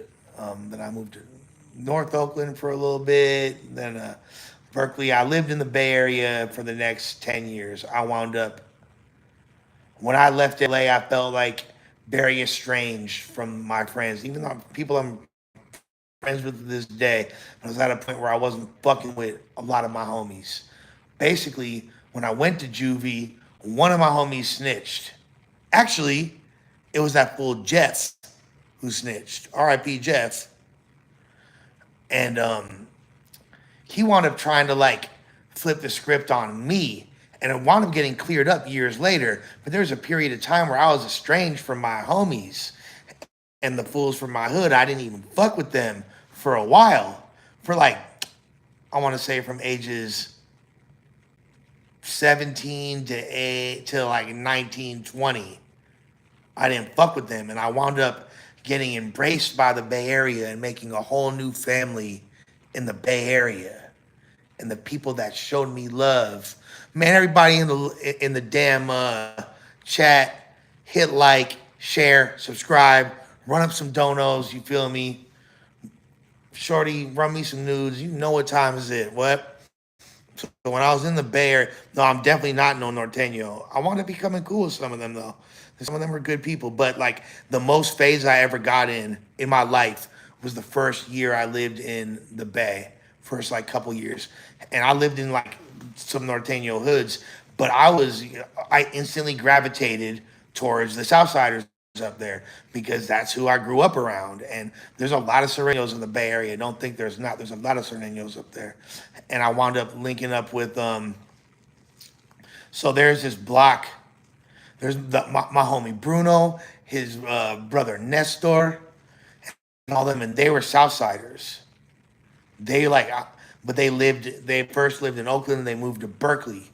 And we used to kick it. There's pictures of all of us kicking it on this block. If you know Berkeley, California, well, called Bonar Block. It sounds funny, right? Pause, Boner, but it's Bonar, Bonar Block in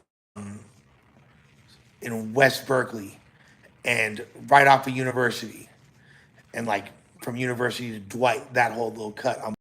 That is in the West Side, like it's technically in the barrio of West Side Berkeley, which is Norteño hood.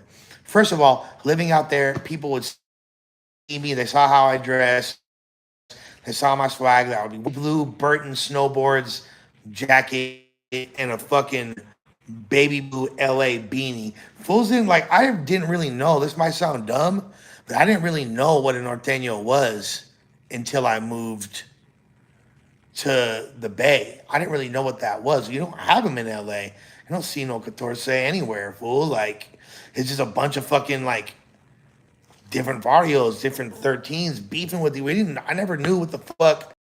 Maybe I didn't really know what it was though. I swear to God. But then up there, and they're pressing me like my name when I first moved to the Bay was LA Boy, and I got that name, and it was like a name that was used with what's the word I'm looking for? Like degrading. Like it wasn't like a name that they use it as an insult. And I'll get into hella squabs with fools like talking that shit. Like, oh, you a scrap, huh? Da, da, da. Like honestly, like I could absolutely survive in the pizza. Best believe I have no desire to do it, and I don't do anything that's gonna put me there.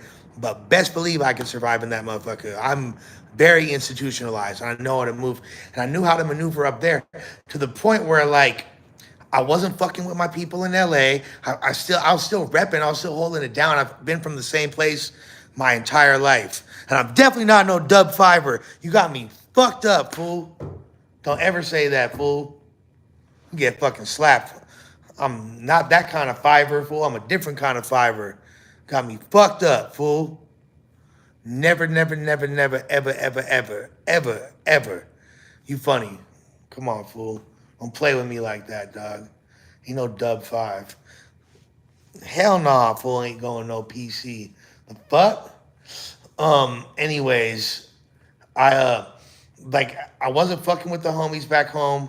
I started slowly reconnecting, but like my family that I met up north in the Bay, my our free my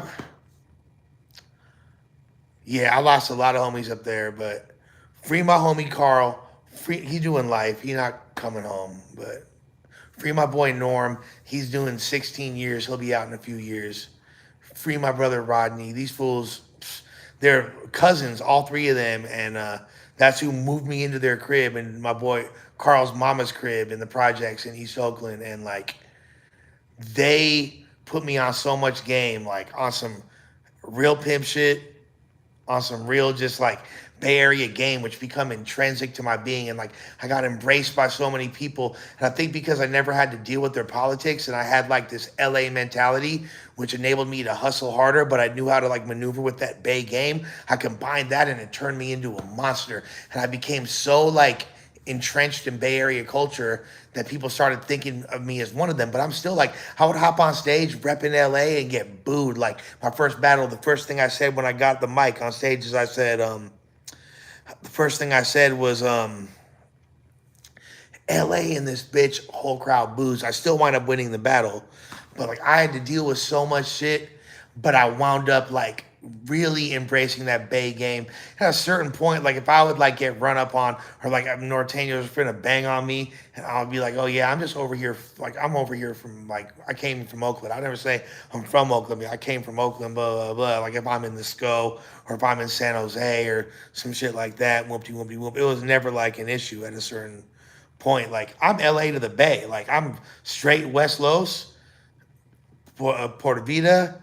I'm a motherfucking West Los factor. Anyone that's from my side knows what the fuck it is. Even the ops know what the fuck it is. Man, 562 legend, stop being a mark, fool. Come on, fool. Um, you know what? I'm a West LA resident. That's what the fuck I am. All right.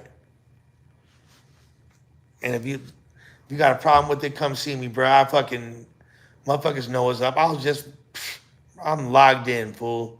I don't gotta speak on how affiliated I am or not. Motherfuckers know what time it is. Let the motherfucking marks on the internet run with their narratives. Motherfuckers know what it is. I ain't gotta convince you of nada nunca. I talked to house phone. Chill, bro. Saw my boy house phone out.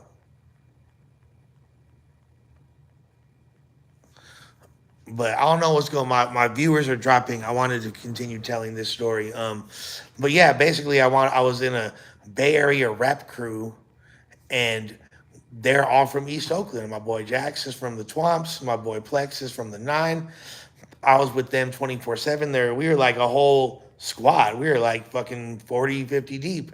We go everywhere doing shows. So I'm like was repping the Bay Area hip hop scene. I still look, I got LA tatted all over me and I have a California tat on my arm that's got LA and Oakland on it. I fuck with the Bay. I'll always function with the Bay. There's people in the Bay to this day that'll say that will never want to hear me not being from there. But I ain't got no ops. You're right. I'm too old to have ops, but I definitely have had ops. You know what the fuck you talking about, boy? You ain't got no ops. You a saying that you a 15-year-old white kid in motherfucking the a rural area in middle America, bro. You don't even know what the fuck that means. Trying to talk to a grown ass man with the past that I have. Okay, yeah, bro. No, you got it. I'm just a rich kid. I'm Malibu's most wanted. Never put in work. Believe that. Cool. Run with that. They make you feel cozy. Cool. That's me then. Sure. Whatever you say. Motherfuckers know the real. We know the truth. Didn't one of my SA homies get smashed down by Norteños? No, not true. I squashed beef between. That's a whole crazy story. I told that shit on Swifty Blues podcast. I don't think that shit's come out yet though. But nah. Wait a second. Actually, no, that I squashed as well, but nah. Um, bro, bro, streets be talking. How about this fool? Inbox me on on IG, and I'll FaceTime you after this, and you could say whatever you got to say to my face. 562 Legend. It's all good. Clear it up. Shouts to, I don't know if you from the beach, where you from, in the 562. I function with people down there too, best believe. But trust me, my motherfucking my entire Whoopty Whoop is certified, fool. Fuck out of here. Um, but yeah, like so in the context of hip hop, I'm from the Bay Area scene back then. Okay, I got people in motherfucking Norwalk and all that shit too, Southeast LA. What the fuck? Um, I wound up, I wound up fucking with like so like yeah, I'm still part of Delmont crew up there and shit. Like I spread like my hood, I spread all over the world. That's a different story.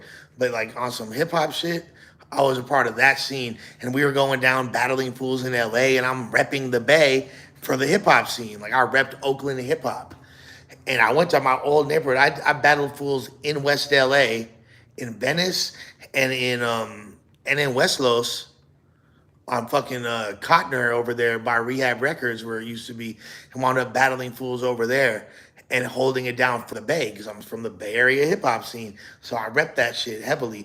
But you during that era, I say in songs like I'm raised in LA, but I got my game from the town. Like I always said that. Like Pac said, I got my game from Oakland. I did the same way. So that's basically the story.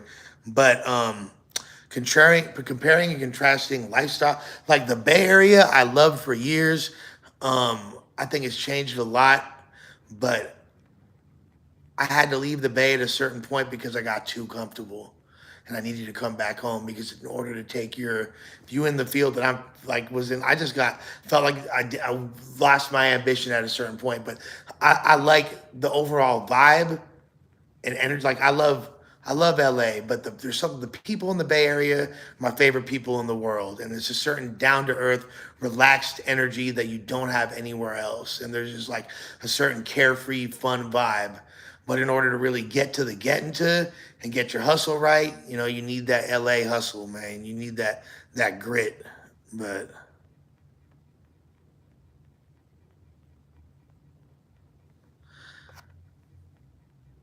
I know Nems. Nems is a homie.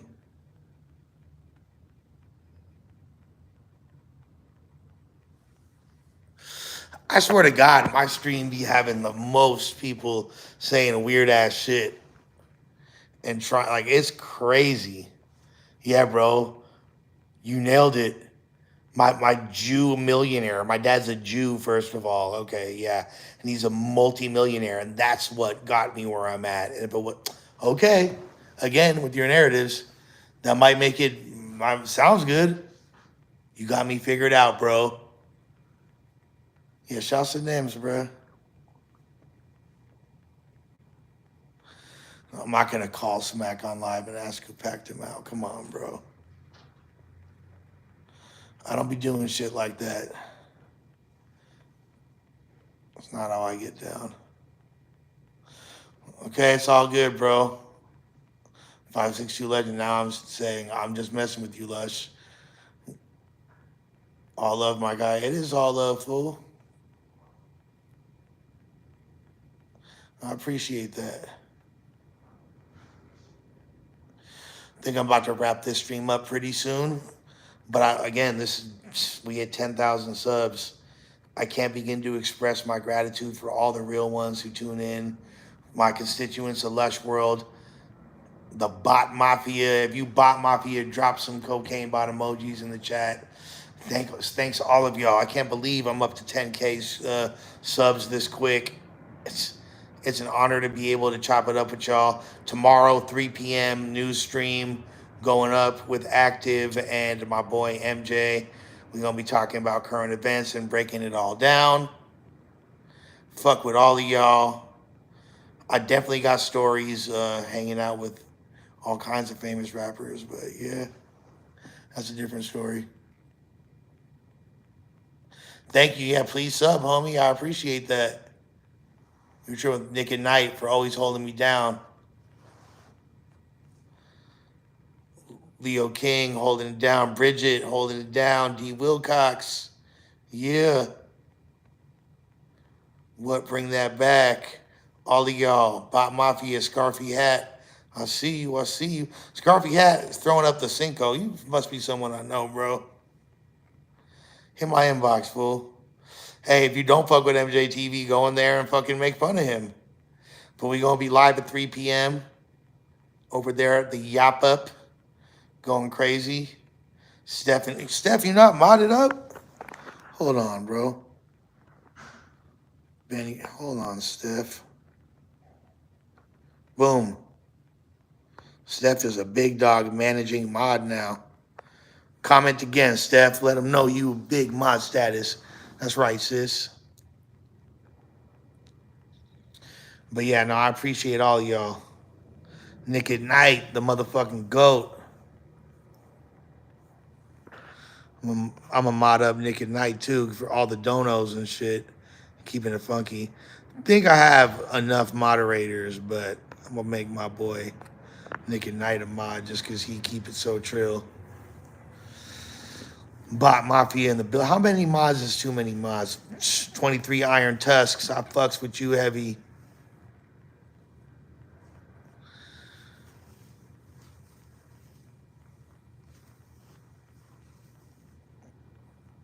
Yeah, y'all know the energy. I fucks with y'all, man. Can't tell y'all how much I appreciate it. Oh, Banny Granny, just to say Lush the GOAT. I appreciate the two hucks. Come on, the two huxtables. I'll be in AZ with a pack of Trojans ASAP. Shouts to Richmond, CA. I have some crazy Richmond stories. Next time, remind me of some. I have some Richmond stories, bruh. Whoo, slimy sections. I've been through the North and all that shit, bro. North Rich, Central Rich. I used to live in the Rich, but shouts to all of y'all, man, and I appreciate it. I lived in SF for a little while. I lived in Russian Hill and Potrero Hill for a little bit. Had a bitch out there. But yeah, I appreciate y'all. Oh yeah, bro, I've been there for sure. Been to the 503. Portland, come on. Favorite Bay Area hip hop group is 3 Times Crazy, Hieroglyphics, The Loonies. Yeah. I mean, the Mob Figures, there's a lot, fool. SOB, RBE, The Delinquents. Come on. Definitely been to Oceanside. I've been everywhere, fool.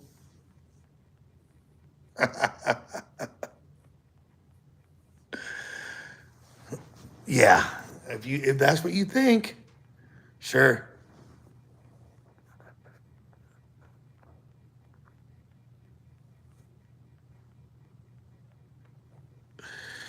That's what you think.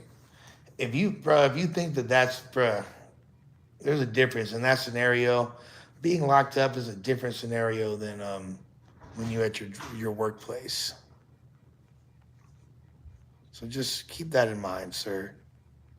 It's a very different scenario. With that being said, I appreciate the love. I can't believe how quick we got to 10,000 subs. And I'll be back tomorrow. Was live for over 2 hours today. Wasn't even expecting to do all that. But y'all kept it trill. And I appreciate all y'all for rocking with me. And all my constituents of Lush World, please like, share, subscribe if you haven't already. Comment when the video drops. And until then, in the meantime, in between time, we about this biatch, out this biatch, out this biatch. Ooh.